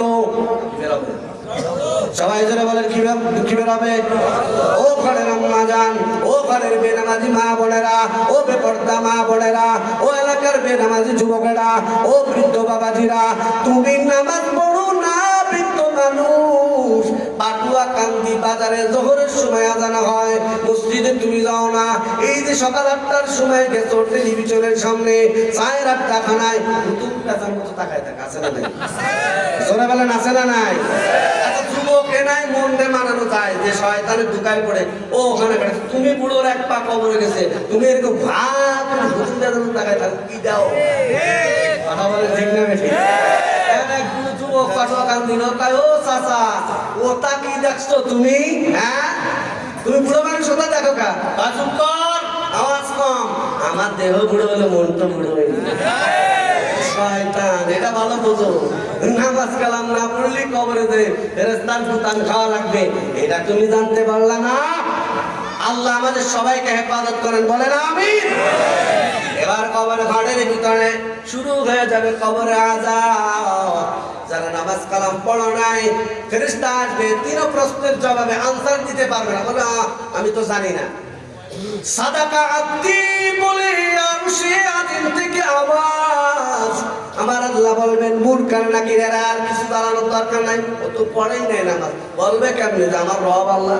ও তো নবীর পথে চলেই নাই, তো বলবে কেমনে আমার নবী মুহাম্মদ সাল্লাল্লাহু আলাইহি সাল্লাম? ও তো ইসলাম অনুযায়ী চলেই নাই, ও কিভাবে বলবে আমার ধর্ম ইসলাম? আল্লাহ বলবে ও যেহেতু পালন করে নাই ঠিকই কইছে। এবার সঙ্গে সঙ্গে ফেরেশতা কবরের ভিতরে যারা আছে তাদেরকে আল্লাহ অর্ডার করবেন। আল্লাহ বলবে একজন ফেরেশতা নিয়োগ করে দেবেন, মালাকুন আসামুন, কানে যে শোনে না, সে শোনে না, এটা আপনাদের যে কি কয় ঠসা, কি তাহলে বলেন একজন ঠসা ফেরেশতা নিয়োগ করে দেওয়া হবে, মালাকুন আসামুন, ঠসা একজন ফেরেশতা নিয়োগ করে দেওয়া হবে। অফি ইয়াদিহি মিরসাবাতুম মিন হাদিদ, নবী আমার বলেন ওই ঠসা ফেরেশতার হাতে থাকবে ইয়া বড় একটা লোহার দুরমুশ। দুরমুশ ছিলেন আপনারা? দুরমুশ দিয়ে কি করে? উঁচু নিচু মাটিতে কি করে? কথা ঠিক তো? দুরমুশ ফেরেশতা হলো ঠসা। প্রশ্ন আপনারা করতে পারেন এত আল্লাহর ফেরেশতাকে অভাব পড়ে গেছে ঠসা একটা লাগাইছে, আর ঠসা লাগাইছে এই কারণে যতই কঠোর দিলের লোক হোক না কেন, অসহায় নিপীড়িত মানুষের যদি কান্নার আওয়াজ শুনে কঠিন দিল অনেক সময় নরম হয়ে যেতে পারে। আল্লাহ বলবেন এদের কোনো রক্ষা হবে না। দুনিয়াতে অনেক সুযোগ দিয়েছিলাম, আজ কবরের ভিতরে কোনো দয়া মায়ার সুযোগ নাই। আল্লাহ এমন এক ফেরেশতা নিয়োগ করে দিবেন যে কানে শুনবে না, ও তো কিছুই শুনতে সমানে খালি মায়ের, তাও কেমন মায়ের? নবী আমার তিরমিজির হাদিসে বলেন বেনামাজি নাফরমান, বদমাশ, সুদখোর, ঘুষখোর, দখলবাজ, চিটার বাটপার 2 নম্বর 6 নম্বর 12 নম্বরে পুরোর মাথার উপরে এমন জোরে একটা বাড়ি ওই দুর্মুষ তারা মারবে।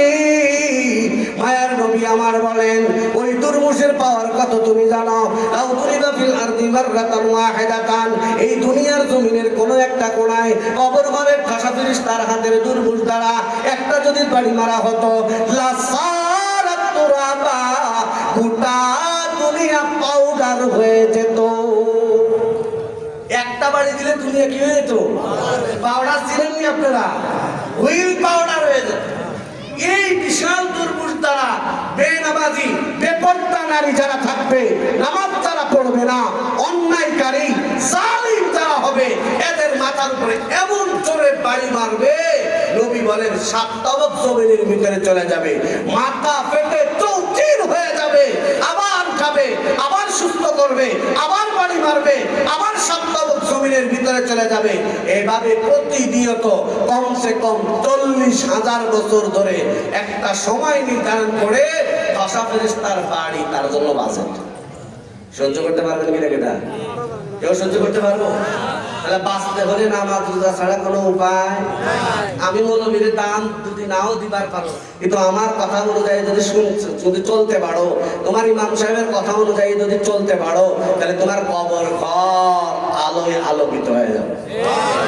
কথা বলেন ঠিক না বেঠিক?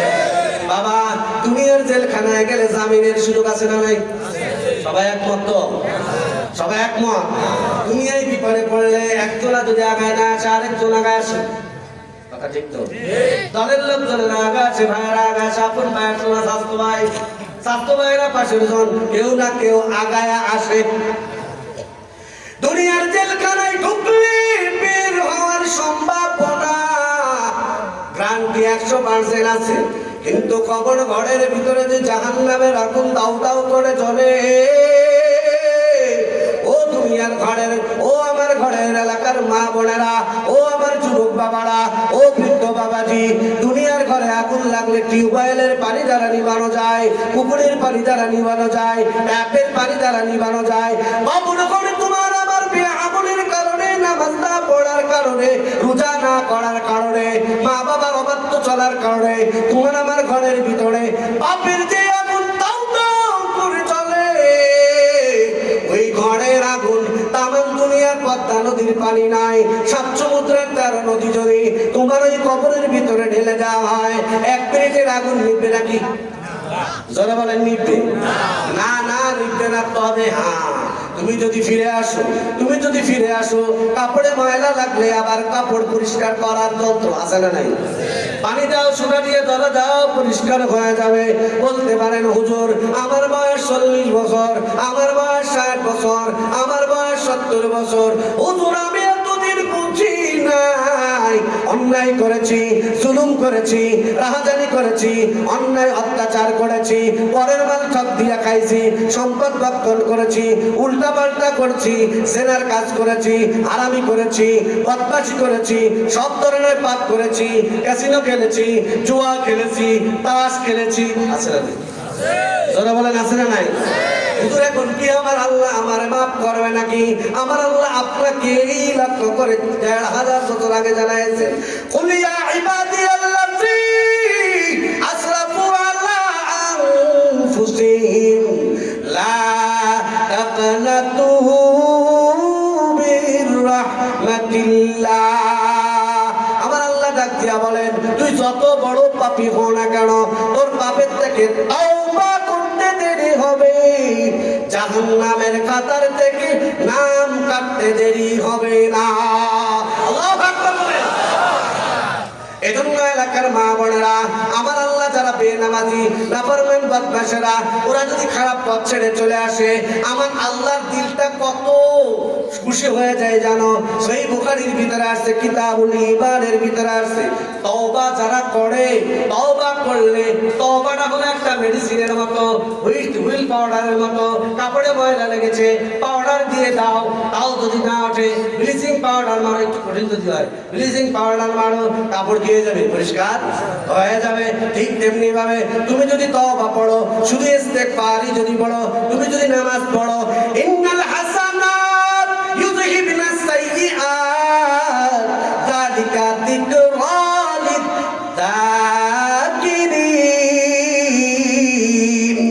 আল্লাহ তাআলা বলেন, মুমিনের নামাজ, মুমিনের ভালো কাজ, সব সগীরা গুনাহগুলোর মাফ করার জন্য মুমিনের ভালো কাজই যথেষ্ট। সুবহানাল্লাহ। যেমন উদাহরণ, আপনি গুনার কাজ করেছেন, একটা ছোট গুনাহ তো 2 ধরনের, সগীরা, কবিরা। ছোট একটা গুনাহ করে ফেলেছেন, পরে নামাজ পড়েছেন, ওই গুনাহ মাফ হয়ে গেছে। সুবহানাল্লাহ বলেন। মসজিদে দিয়েছেন, ওই গুনাহ মাফ হয়েছে। মাহফিলের ময়দানে এসেছেন, যদি নিয়তটা খাঁটি হয়, বাবা তোমার জীবনের সব সগীরা গুনাহ এখানে বসার সাথে সাথে মা দাম আছে না নাই? এজন্য অনুরোধ করে বলে যাব, সততই আমি আপনি পাপ করি না কেন, আমার আপনার একটা পাপের সংখ্যা আছে, আমার আল্লাহর দয়া করুণা ক্ষমার কোনো সংখ্যা আছে? যারা বলেন আছে। জান্নাত দেওয়ার মালিক কে? বেহেশত দেওয়ার মালিক কে? জাহান্নামে দেওয়ার মালিক কে? যিনি সবটার মালিক, আমরা ধার ধারলে তার কাছেই ধারতে হবে। কথা বলেন ঠিক না বেঠিক? ভাইরা আমার, ওমান আরাদা আন যিকরি ফাইন্না লাহু মাঈশাতান দানকা। যারা কোরআনের আদর্শ থেকে, রাসূলের আদর্শ থেকে, কোরআনের শিক্ষা দীক্ষা হতে, রাসূলের শিক্ষা দীক্ষা থেকে দূরে যারা থাকবে, তাদের দুনিয়ার জীবন অশান্তি, কবর ঘরের জীবন অশান্তি। কবর ঘরের জীবন অশান্তির আলোচনা চলছিল। ফাঁসা ফেরেশতার বাড়ি কমসে কম কত বছর? ভুলে গেলে হবে না তো, কত বছর? এবার আবার নবী বলেন একটা দুটো সাপ নয় বাবা, 3 দিন মানে হলো চাপি সাপ, কুকরা সাপ। বিষ কম না বেশি? যারা বলেন কম না বেশি? কেমন বিষ? নবী আমার তিরমিজির বর্ণনা বলেন, লাউ নাফাকা ফিল আরদি মাররাতান ওয়াহিদা। এই পৃথিবীর কোন এক প্রান্তরে যদি, কোন এক কর্নারে কবর ঘরের ভয়ঙ্কর সাপ, বিষাক্ত সাপে যদি একটা সবল লাগাতো, নবী আমার বলেন লাম্বাতাতিল খাদরা, কিয়ামত পর্যন্ত তার বিষের কারণে একটা সবুজ ঘাস জন্মাতো না। কত বেশি চিন্তা করছেন? একটা সবল লাগাইলে তার বিষাক্ত হওয়ার কারণে, বিষের কারণে সবুজ ঘাস জমিনে জন্মাতো না। এরকম সাপ বেনামাজির কবরে, সুদখোরের কবরে, এইরকম যদি আমি আপনি কোরআন থেকে বিমুখ থাকি, রাসূলের আদর্শ থেকে বিমুখ থাকি, আমার আপনার কবরের ভিতরে ওই রকম ভয়ঙ্কর সব 10টা 20টা না, 99টা। কয়টা? কয়টা? পেঁচায় পেঁচায় কামড়াবে আর বলে ওরে খবিস। একটা গ্রুপ সাপে পেঁচায় কামড়াবে ফজর থেকে জোহর পর্যন্ত। নবী আমার বলেন ওই সাপের জবান আমার আল্লাহ খুলে দিবে, পায়ের দিক থেকে লেজের দিক দিয়ে মোড়াইতে মোড়াইতে মোড়াইতে বুকের সামনে এরকম বলবে আর কথা বলবে। বইলা ডাক দিয়া বলবে রে খবিস, আমার আল্লাহ তোরে জোহর পর্যন্ত কামড়ানোর জন্য অর্ডার করেছেন। ভাই কেন? ভাই কপাল পোড়া, ফজরের নামাজ তুই পড়ার জন্য উঠলি না, জোহরের নামাজ পড়লি না, আমার আল্লাহ অর্ডার করেছেন তোরে জোহর পর্যন্ত ধ্বংসন করার জন্য। ওটা চলে যাবে, আবার আরেকটা আসবে, আসর পর্যন্ত ধ্বংসন করবে, একই রকম আলাপ হবে। আরেকটা আসবে মাগরিব থেকে এশা, এশা থেকে ফজর, এইভাবে পালা করে করে টাইম 40,000 বছর পর্যন্ত বেনামাজির কবরের ভিতরে সাপের দংশন এইভাবে সহ্য করতে পারবা না। কবর ঘরের আগুন বড় ভয়ঙ্কর মারাত্মক। আমার আল্লাহ 30 নম্বর পারা সূরা হুমাযার ভিতরে ডাক দিয়া বলেন,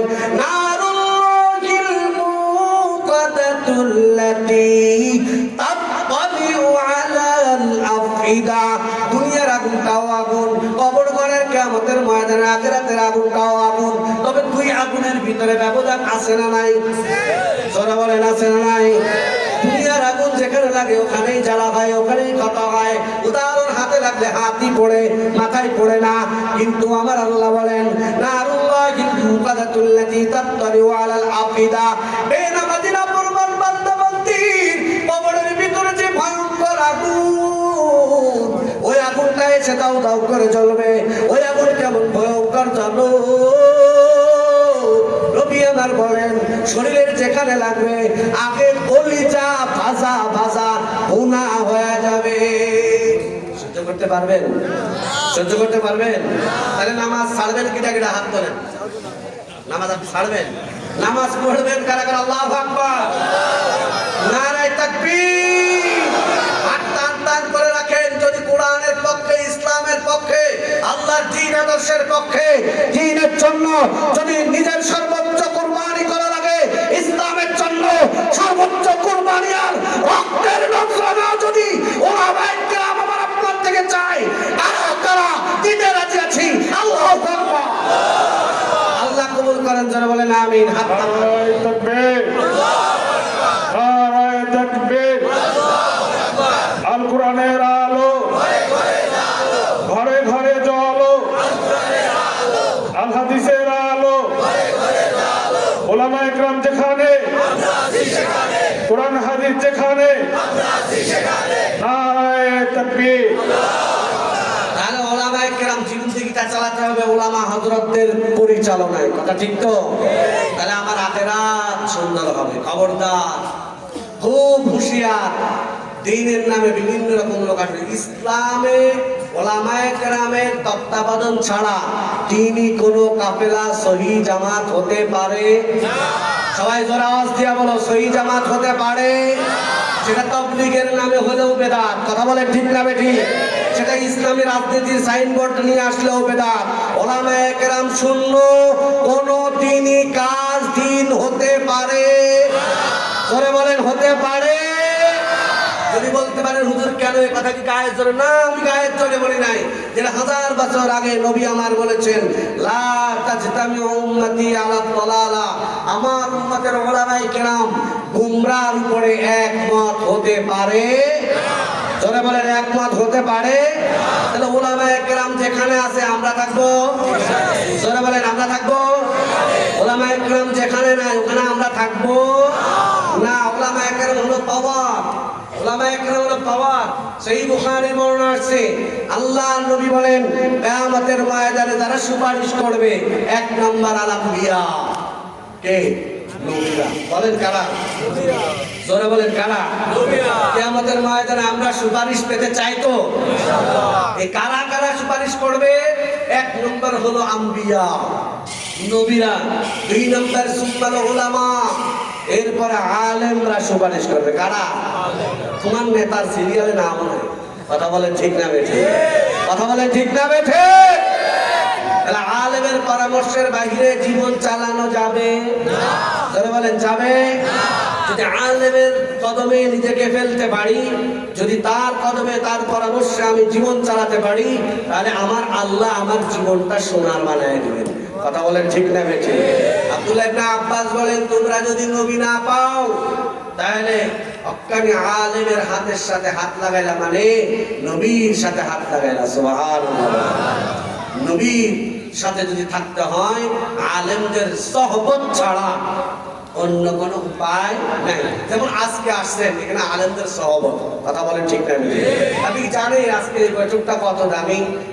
এক মুহূর্ত আলেমদের মজলিসে বসা খায়রুম মিন ইবাদাতি 60 সানা, 60 বছর ধরে। কয় বছর? সবাই আওয়াজটা করেন, কয় বছর? 60 বছর ধরে লাগাতার নামাজ কালাম দিয়ে সব কাজ কাম বাদ, সব কাজ কাম বাদ দিয়া 60 বছর ধরে লাগাতার নামাজ পড়ছেন, জিকির করছেন, তাহলিল করছেন, সব খালি জিকির আজকাল নেক কাজই করছেন লাগাতার 60 বছর।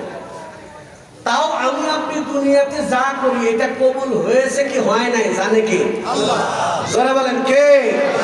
আমি আপনি কি জানি না? আমার আল্লাহ। আমার মুফাসসিরিনে কেরাম বলেন, উলামায়ে কেরামের মজলিসে সহবতে যদি 1 সেকেন্ড 1 মুহূর্ত যদি বসতে পারো দিলের আশা নিয়া, মাপের আশা নিয়া, তাহলে বলা হয়েছে খায়রুম মিন ইবাদাতি 60 সানা, 60 বছর কবুল হওয়া ইবাদতের চাইতে উত্তম। সুবহানাল্লাহ। জোরে বলেন। এই জন্য আলেম ছাড়া কোনো দিনের কাজ করা যাবে না। আপনি দেখবেন 2 নাম্বার নবী আলাইহিস সালাতু ওয়াস সালাম বলছেন, ইত্তাবিউ সাওয়াদুকুমুল আযম। রাহমাতুল লিল আলামিন নবী আমার কয়, তোমরা দুনিয়ার ভিতরে কাদেরকে মানবা? নবী আমার বলেন, যাদের ভিতরে আলেম ওলামা বেশি আছে, আলেম ওলামার সমর্থন আছে, এদেরকে তোমরা মানবা। ইত্তাবিউ, তোমরা মানো, মান্য করো। সাওয়াদুকুমুল আযম, তোমাদের ভিতরে উলামায়ে কেরাম যেখানে সংখ্যায় বেশি তাদের কথা মানো। এবার আমি পরিষ্কার, আমি এই ঘুরানি ফিরানি কথা পছন্দ করি না, যা বলি সরাসরি। বলেন, তাবলীগের ভিতরে 2টো গ্রুপ কাজ করে, একটা হলো সাদ সাহেবের অনুসারী আর একটা বিশ্বময় উলামায়ে কেরামের কাফেলা। আপনারা ইনসাফের সাথে বলেন কাদের সাথে উলামায়ে কেরাম বেশি? ওলামা ইকরামের সাথে। ওলামা ইকরামের সাথে না? জি। আলেম উলামাদের তত্ত্বাবধানে বিশ্ব আমজারা। তাহলে তাবলীগের নামে হক কোনটা এটা চেনার জন্য আর কোন দলিল লাগবে? নবীজির এই হাদিসই সত্য যে ইত্তাবিউ সাওয়াদুকুমুল আযম, তোমাদের ভিতরে আলেম উলামা যেখানে বেশি তাদেরকে দ্বীনের ক্ষেত্রে তোমরা অনুসরণ করো। কথা বলেন ঠিক না বেশি? এই যে উলামা ইকরামের তত্ত্বাবধান ছাড়া যেই তাবলীগ, এটা মদিনাওয়ালার তাবলীগ না, এটা ইন্ডিয়ার কারো এজেন্ডা হতে পারে। কথা বলেন ঠিক না বেশি? ওলামা ইকরামের বিরুদ্ধে আমরা চলবো না। আলেমরা যেটা বলবে, আলেমরা হলো আয়না। যারা বলেন কি? যেমন আয়না, নিজের দোষ আমরা নিজেরা কি দেখতে পারি? নিজের মুখের এখানে একটা ময়লা লেগেছে, আপনি নিজে দেখতে পারবেন, কিন্তু আয়না একটা সামনে ধরেন, দেখা যাবে কি যাবে না? যারা বলেন দেখা যাবে কি যাবে না? ঠিক তেমনি ভাবে আলেম ওলামা তারা হলো আয়না, তাদের সামনে বসবেন, দেখবেন আপনার নিজের ভুলগুলো অটোমেটিক নিজের ভিতরে ধরা পড়বে। কথা বলেন ঠিক না বেশি? হুজুর আমিও তো বাংলা, আমার মোবাইলের ভিতরে তো বুখারী শরীফ আছে, মুসলিম আছে, তিরমিজি আছে। আমরা 16 বছর ধরে পড়ালেখা করার পরেও এখনো এই সাহস হয় না যে আমি ইসলামের সব কিছু ভালো বুঝে ফেলছি। কথা বলেন ঠিক না? আশা আস্তে করে বসে, কয় হুজুর আপনার সব তো ভালো লাগে, কিন্তু আপনার নামাজটা নবীর নামাজ অনুযায়ী হয় না। লাগাইছে মসজিদের ভিতরে গন্ডগোল, আছে না নাই? চলে বলেন আছে না নাই? ও যখন ওই টেলিভিশনের চায়ের আড্ডাখানায় বসা ছিল, ওই দিন তুই কোথায় ছিল? আজ মসজিদের ভিতরে আসছে, তোমার আবার ফিকির তো হওয়ার দরকার ছিল যে মসজিদে এখনো আসে নাই, তাকে নিয়ে ফিকির করা। কথা বলেন না? যে রাস্তায় বসে আছে নামাজের সময়, সেটা এখনো মসজিদে যে এখনো ঢোকে নাই, তাকে নিয়ে ফিকির করা।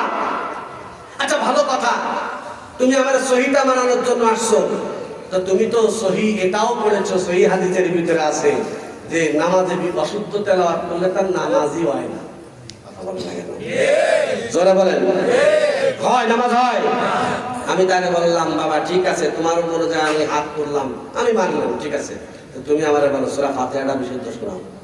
হুজুর সময় হয় না তো এই জন্য সহি শুদ্ধ করার চেষ্টা করতে পারি। এই সব পাট চিন্তা করে নিজের নামাজ হচ্ছে না। আর আচ্ছা কেউ যদি হাত না বাঁধে, এভাবে হাত ছাড়িয়ে দিয়ে দাঁড়ায় থাকে, দুনিয়ার কোন মুক্তির পাপের ক্ষমতা আছে ওর নামাজ হয়নি এ ফতোয়া দেওয়ার? কথা বলেন না কেন? আছে না এরসাল না হাত ছেড়ে দিয়ে দাঁড়ানো, বাঁধবে না বিলকুল, নামাজ হবে কি হবে না? জোরে বলেন হবে কি হবে না? আমরা তো এই কথা বলি না, আমরা তো এই কথা বলি না যে বারবার হাত উঠালে নামাজে রফায়েদাইন করলে তার নামাজ হয় না, এই কথা কি আমরা বলি? জোরে বলেন আমরা বলি? আমরা বলি যে এটা সুন্নাত, আর সুন্নাত যদি কেউ বাদ দেয়, ইচ্ছাকৃত মনে করেন যে সুন্নাত কেউ বাদ দিল, একটা সুন্নাত স্বাভাবিক, তো তার নামাজ বাদ হবে, এটা মুফসিদে সালাত, নামাজ নষ্ট হওয়ার কারণ, এমন কোন বাপের বেটা মুক্তির জগতের মুখে আছে? জোরে বলেন আছে? তাহলে যেটা সমস্যা হলে নামাজের কোনো সমস্যাই নাই, সেটা নিয়ে তোমার এত জ্বালা আর কামড়, অথচ যেটা না বলে নামাজই হবে না। নামাজ ভাঙ্গার সহিহ হাদিসের ভিতরে যতগুলো কারণ বর্ণিত হয়েছে 19টা, এর ভিতরে নম্বর 1 যেটা নামাজে অশুদ্ধ তেলাওয়াত করা। তো তোমার তো সেটাই ঠিক নাই, তুমি আসলে আমার সহিহ আর জয়ীফ শিখাইতে, এর চাইতে বাটপার জগতে মুখে আর কেউ আছে? জোরে বলেন আছে? পরিষ্কার কথা, যদি মসজিদের ভিতরে দ্বন্দ্ব লাগানোর জন্য কেউ চেষ্টা করে, যদি আমার দ্বীনের ভিতরে দ্বন্দ্ব লাগানোর জন্য চেষ্টা করে, আমি তাকে ইসলাহের জন্য কোরআন দিয়ে বুঝাবো, হাদিস দিয়ে বুঝাবো, ইজমা দ্বারা বুঝাবো, দলিল কিয়াস দ্বারা বুঝাবো। এরপরও যদি তুমি পায়ে পড়ে আমার সাথে গন্ডগোল করতে আসো, সমাজের ভিতরে মুসলমান সাধারণের ভিতরে অশান্তি করার চেষ্টা করো, 5 নম্বর ব্যবহার করতে দেরি করো।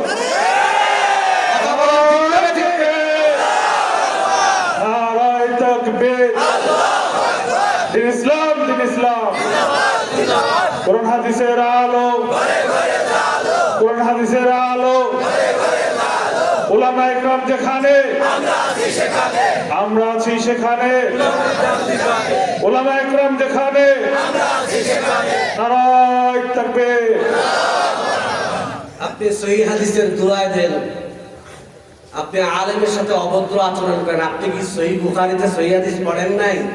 লাইসা মিন্না মাল্লাম ইউয়াক্কির সাগীরানা বললাম আর আগে দিবারটা কি মাল্লাম বড়কে শ্রদ্ধা করে না, ওমান ওমান ইউবাজ্জিল কাবীরানা ওয়ালাম ইউয়াক্কির সাগীরানা ফালাইসা মিন্না। তুমি সহিহ বুখারীতে এই সহিহ হাদিসটা দেখো নাই?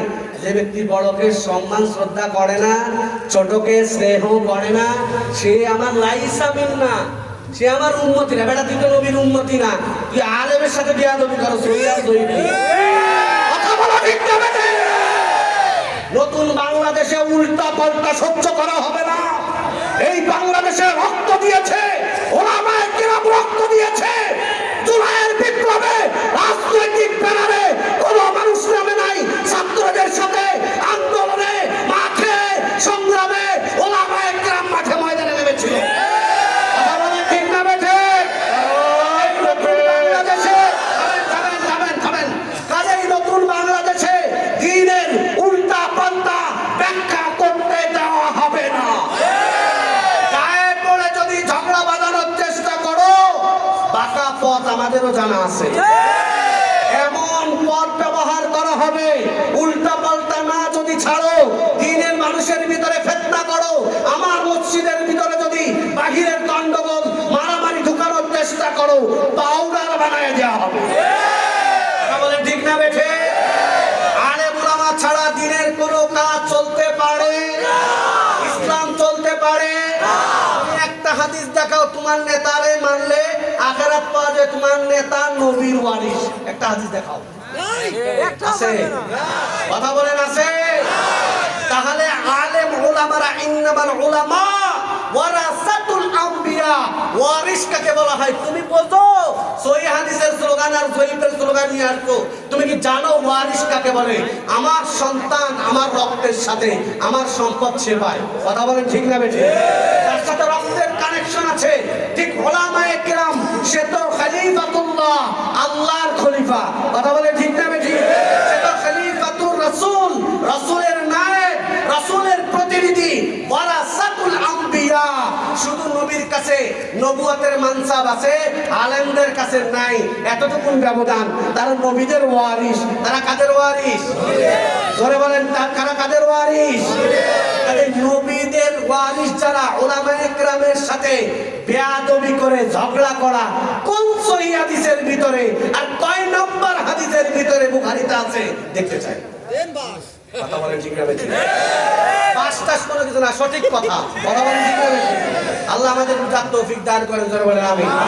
ভাই, যদি কেউ মনে কষ্ট পেয়ে থাকেন, আমি আপনার পায়ে হাত দিয়ে বলবো, আমি আপনার বিরুদ্ধে বলবার জন্য আসি নাই। আল্লাহর কসম, আপনিও কবরে একলা যাবেন, আমিও একলা কবরে যাব। আমার কবরে আমার হুজুর যাবে না, আমার পিশাব যাবে না, আমার নেতা যাবে না, আমার নেত্রী যাবে না, আমার দলের লিডারও কেউ যাবে না। আমার কবরে আমাকেই জবাব দিতে হবে। কথা বলেন ঠিক না বেঠিক?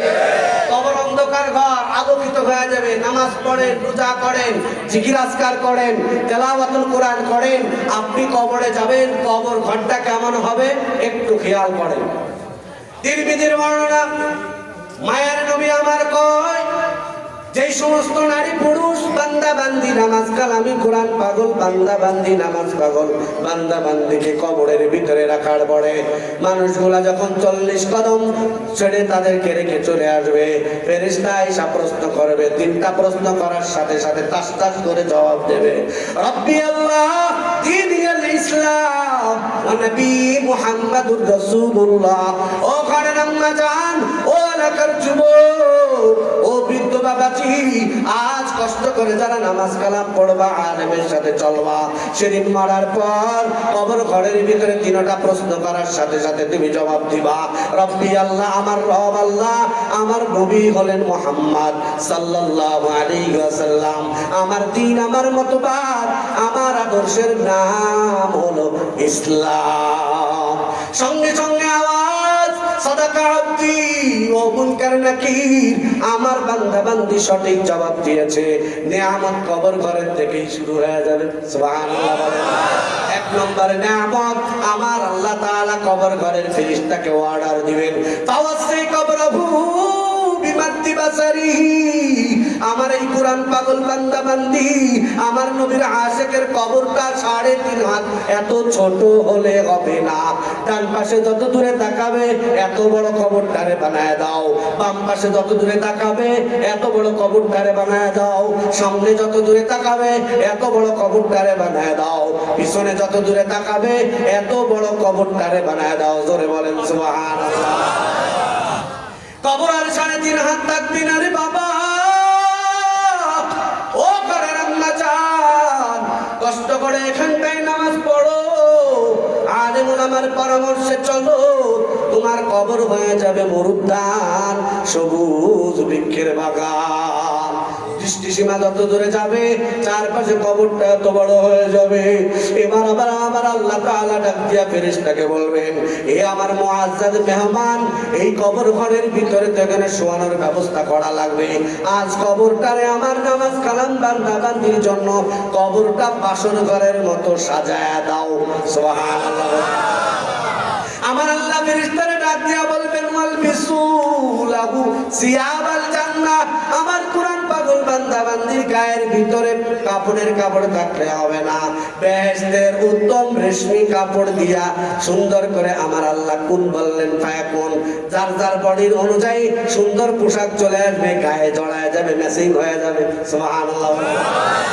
নিয়ামত শুরু হয়ে যাবে। 2 নম্বর, আমার আল্লাহ বলবেন, এই বান্দা বান্দি দুনিয়াতে অনেক কষ্ট করে এসেছে, এই বান্দার গায়ের কাপড়টা জান্নাতের। এবার কবর ঘরের বিছানা মাটির। আমার আল্লাহ বলেন, এদের কবর ঘরের বিছানাটা মাটির হলে হবে না, ওফরিশু লাহু ফিরাশাল জান্নাহ, জান্নাতের বিছানা কবর ঘরে বিছায়া দাও। কবরের ভিতরে বেহেশতের বিছানা, গায়ের ভিতরে বেহেশতের পোশাক রে বাবা। ও ঘরের আম্মা জান, ও এলাকার বৃদ্ধ বাবাজি, যুবক, কষ্ট করে যদি এখানটায় নামাজ কালাম পড়ে যেতে পারো, কষ্ট করে যদি দিন অনুযায়ী চলে যেতে পারো, ওই কবর ঘরের ভিতর আমার আল্লাহ তাআলা গায়ে জান্নাতের পোশাক পরায় দিবেন, কবরে জান্নাতের বিছানা বিছায় দিবেন। 4 নাম্বার, আমার আল্লাহ ফেরেশতাকে অর্ডার করবেন, ওয়াফতাহু লাহু বাবান ইলাল জান্নাহ, এই যে জান্নাত দুনিয়াতে কামাইছে, ওই জান্নাত আর কবর বরাবর একটা বাবুন মানে দরজা, গেট বানায় দাও। সুবহানাল্লাহ। দক্ষিণে গরমের সময় দক্ষিণের বিদ্যুৎ যদি না থাকে, জানলা যদি খুলে দেওয়া হয়, বাতাস আসে, আরামে ঘুম পাড়ে। কথা বলে ঠিক না? জান্নাতের গেট বানায় দেওয়ার পর কবরের সাথে কোরআন পাগল বান্দা বান্দির কবরের সাথে তার জান্নাতের সাথে কানেকশন হয়ে যাবে। মিশকো আম্বর ঘ্রাণ যুক্ত বাতাস কবর ঘরের ভিতরে ঢুকবে। ফেরেশতা তারে ঘুম পাড়ায় দিবে, কয় ঘুমা, দুনিয়াতে অনেক কষ্ট করেছো, কত রাত্রে ঘুমাইতে পারলি না, দাঁড়ায় দাঁড়ায় আমার মালিকের প্রেমে রমজান মাস রাত্র 12টা 1টা 11টা পর্যন্ত দাঁড়ায় দাঁড়ায় নফল তেলাওয়াতে নামাজের ভিতরে দাঁড়ায় দাঁড়ায় ঘুমাত দিয়ে দাঁড়ায়ছিলি, ঘুমাইতে পারলি না, কত কষ্ট করেছিস, আজ আরাম করে এখানটায় ঘুমা। এমন ঘুমানো ঘুমাবে, মাথার উপরে হাত দিয়ে ফেরেশতা আদর করে দিবে, আর বলবেন নাম কানাউমিল আরুস, নতুন বধূ স্বামী স্ত্রী রাতের বেলায় রোমান্স করার পরে যে মজার আনন্দ করে ঘুমায়, এমন ঘুমানো ঘুমাইতে থাক, এমন ঘুমানো ঘুমাবে। আমার নবী কয়, ইসরাফিল কিয়ামতের আগে যেই বাঁশির আওয়াজ বাজাবে, ওই যেই বাঁশির দ্বিতীয় নকশা, দ্বিতীয় ফুৎকারের সাথে সাথে কবর ঘরের থেকে মানুষগুলো জাগ্রত অবস্থায় উঠবে। আল্লাহর মুমিন বান্দা বান্দি, নামাজ কালামের পাগল বান্দা বান্দি গুলা কানে আওয়াজ যাবে, লাফ মেরে উঠে বসে পড়বে, ডাক দিয়া বলবে, কে আমার কাঁচা ঘুমটা ভেঙে দিলি? পাশের থেকেই ফেরেশতা ডাক দিয়া বলে, মিয়া তুমি তোমার কাঁচা ঘুম না, 40,000 বছর ধরে ঘুমাইছো। সুবহানাল্লাহ। এমন আরামের ঘুম। ও বাবা, ও বৃদ্ধ বাবাজি, এখানটায় কষ্ট করো, দুনিয়ায় ঘুমানোর জায়গা না, এখানে কষ্ট করে ইবাদত করো, কবর ঘরে অনন্তকাল ঘুমাইতে পারবি। এমন ঘুমানো ঘুমাবে, উঠবে, উঠার পরে বলবে কি আমারে ডিস্টার্ব করলা। ফেরেশতা বলবে উঠো, কিয়ামতের ময়দানে দাঁড়ানো লাগবে। এই হবে হলো কবর ঘরে যারা ঈমান নিয়ে যেতে পারবা, নামাজ নিয়ে যেতে পারবা, রোজা নিয়ে যেতে পারবা, পর্দা পুশিদা নিয়ে যারা যেতে পারবা, ঈমান আমল মজবুত করে যেতে পারবা, তাদের কবর ঘর হবে বেহেশতের বাগান। তিরমিজির বর্ণনা মায়ের নবী আমার সেটাই জানাই দিয়েছে। আমার মায়ের নবী বলেন, রে গোলাম, আল কবরু রাউযাতুম মিন রিয়াদিল জান্নাহ আও হুফরাতুম মিন হুফারাইন নার। এরে বান্দা, তোর বাবার কবর দেখো, তোর মায়ের কবর দেখো, মসজিদের পাশের কবর দেখো, গোরস্থান দেখো। এই সাধারণ কবরটাকে মাটির ঘর সাধারণ মনে করিস না। ঈমান আমল মজবুত করে যদি কবর ঘরে যাইতে পারো, কবরটা হয়ে যাবে তোমার জন্য বেহেশতের বাগান। আর খোদা না কাজটা যদি ঈমান আমল না নিয়ে কবরের ময়দানে রওনা দাও, আমার আল্লাহ তাআলা বলেন, নবী আমার বলেন, আল্লাহর নবী বলেন, কবর ঘরটা হয়ে যাবে হুফরাতুম মিন হুফারাইন নার। জাহান্নামের একটা টুকরা হয়ে যাবে, জাহান্নামের কুয়ার হয়ে যাবে। এই বাবা, অনেকে বলতে পারেন হুজুর আমি নামাজ পড়ি না, আমি রোজা করি না, আমি পর্দা করি না, উল্টা পাল্টা চলি। আপনার সমস্যাকে আপনি এত চিল্লান কেন? পায় না, অনেকে পায় না। আমি আপনাকে বলি, আপনি একটু ভালো করে শোনেন। পদ্মা নদীর পাশ দিয়ে আপনি হেঁটে যাচ্ছেন, দেখছেন ছোট্ট একটা বাচ্চা সে পানি নিয়ে খেলা করে, বুঝতেছেন তো? ছোট্ট একটা বাচ্চা সাঁতার কাটতে পারে না।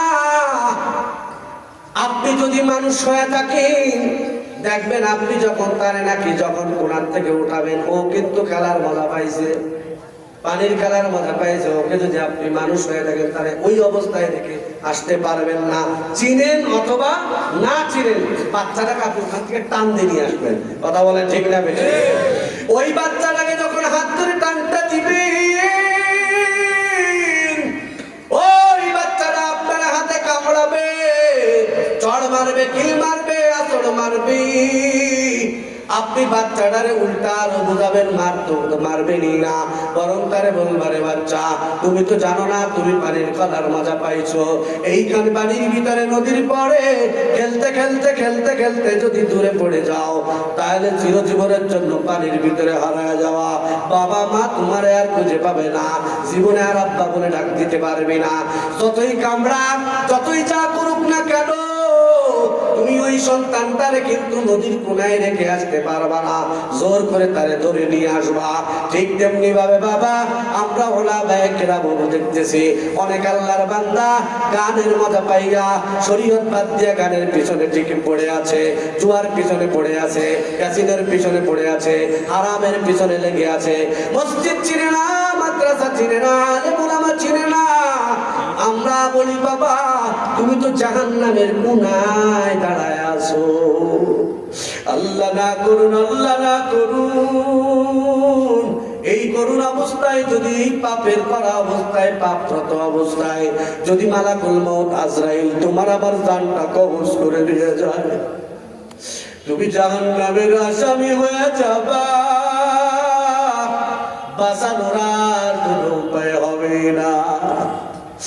বাবা, ঈমান আমল যারা মজবুত করে যাবা, তোমার মরার সময় মরার কোনো যন্ত্রণা লাগবে না, মরার সময় তোমার কোনো পেরেশানি হবে না।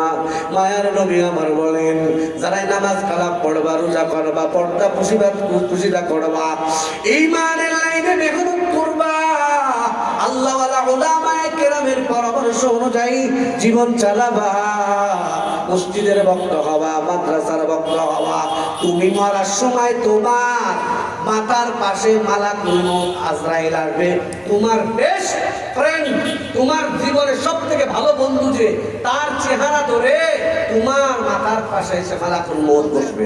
সুবহানাল্লাহ বলেন। নারায়ে তাকবীর, নারায়ে তাকবীর। আল্লাহু আকবার। প্রধান বক্তার আগমন, শুভেচ্ছায় স্বাগতম। পাটুয়াকান্দিবাসীর পক্ষ থেকে জুনায়েদ কাসেমি সাহেব হুজুরের আগমন, নারায়ে তাকবীর।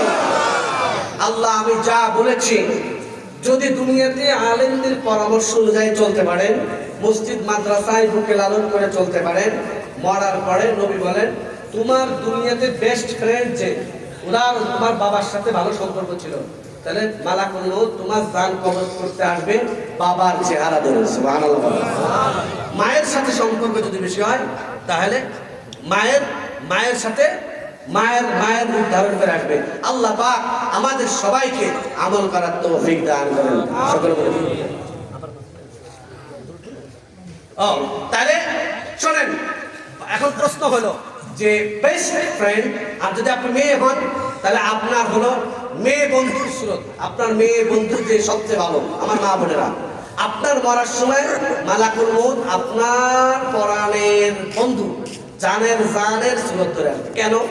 এর কারণটা হলো ওই সময় মানুষ ভীত থাকে, দীর্ঘকাল কবরের ঘর, কিয়ামতের ময়দান, কি জান্নাতে যাব না জাহান্নামে, খুব পেরেশান থাকে। তো মানুষ যেন ভয় না পায়, এজন্য নবী বলেন দুনিয়াতে সে যারে সব থেকে বেশি ভালোবাসতো তার রূপ ধরে এসে বসবে। সুবহানাল্লাহ। এক নম্বর বর্ণনা। দুই নম্বর বর্ণনা আসছে যে আপনারা যারা নামাজ কালাম পড়বেন, আলেমদের সাথে চলবেন, আপনারা মরার সময় মালাকুল মউত যখন জান কবজ করবে তখন আপনার মরণের আযাব আপনি টের পাবেন না। কেন? আপনি আল্লাহ তাআলা ফেরেশতাকে বলবেন যে সে দুনিয়াতে কষ্ট করে নামাজ পড়ে রোজা করে কোন জান্নাত কামাই করেছে, ওই জান্নাতটা তার চোখের সামনে তুলে ধরো। সুবহানাল্লাহ। নামাজ কালাম পাগল বান্দা বান্দিগুলা ওই জান্নাতের দিকে তাকাইতে থাকবে, নিজেকে নিজে দেখতে থাকবে জান্নাতের অলিতে গলিতে ঘোরাফেরা করছে। ওরে সর্বনাশ, দুনিয়াতে তার গার্লফ্রেন্ডও ছিল না, ওখানে গার্লফ্রেন্ডের কোনো অভাব নেই। সুবহানাল্লাহ। গার্লফ্রেন্ড মানে বুঝছেন নি, উল্টা দিকে বুঝেন না, এটা মানে হুরের দলেরা। সুবহানাল্লাহ বলেন। কত রং বেরঙের জায়গা জান্নাতের ভিতরে, মনোরম মনোমুগ্ধকর জায়গার ভিতরে দেখতে থাকবে। সে নিজে চলতেছে, নিজে নিজে কাইলে বেড়া চিন্তা করে, আরে আমার চেহারা এই, সুবহানাল্লাহ। আরে আমার চেহারা এত সুন্দর, আর আমার এত সুন্দর সুন্দর রমণী রূপসীরা আমার চারপাশে, আমাকে নিয়ে এই প্রশংসা। আল্লাহু আকবার। ওই চিত্রগুলো দেখতে থাকবে, ওই দৃশ্য দেখতে থাকবে, তার ভিতর থেকে মালাকুল মউত রূহটা কখন কব্জ করবে সে কল্পনাও বেরও করতে পারবে না। আল্লাহু আকবার বলে। মুফাসসিরিন ইকরাম উদাহরণ দিয়েছেন, আটার ভিতরে যদি একটা চুল থাকে তাহলে ওই চুলটাকে উঠাইলে টান দিয়ে বের করলে যেমন নাকি ওটা টের পায় না, আটার তলা টেরও পায় না, ঠিক ওই বান্দা মুমিন বান্দা বান্দির তখন ভিতর থেকে রূহটা বের যখন করবে সে অনুভব কল্পনাও করতে পারবে না। সুবহানাল্লাহ। আল্লাহ রাব্বুল আলামিন আমাদের সকলকে কোরআন শরীফের সূরা তাহার 126 নম্বর আয়াত যেটা পড়েছি যে আল্লাহ কোরআন থেকে যারা বিমুখ থাকবে তাদের দুনিয়াও অশান্তি, মরার পরেও অশান্তি, কবর ঘরেও অশান্তি। আল্লাহ আমাদের দুনিয়া আখিরাতের অশান্তি থেকে হেফাজত করেন, বলেন আমিন। দুনিয়া এবং আখিরাতে আল্লাহ আমাদের মঙ্গল দিয়ে ভরপুর করে দেন, জোরে বলেন আমিন। ওয়া আখির দাওয়ানা আনিল হামদুলিল্লাহি রাব্বিল আলামিন। আসসালামু আলাইকুম ওয়া রাহমাতুল্লাহি তাআলা ওয়া বারাকাতুহু।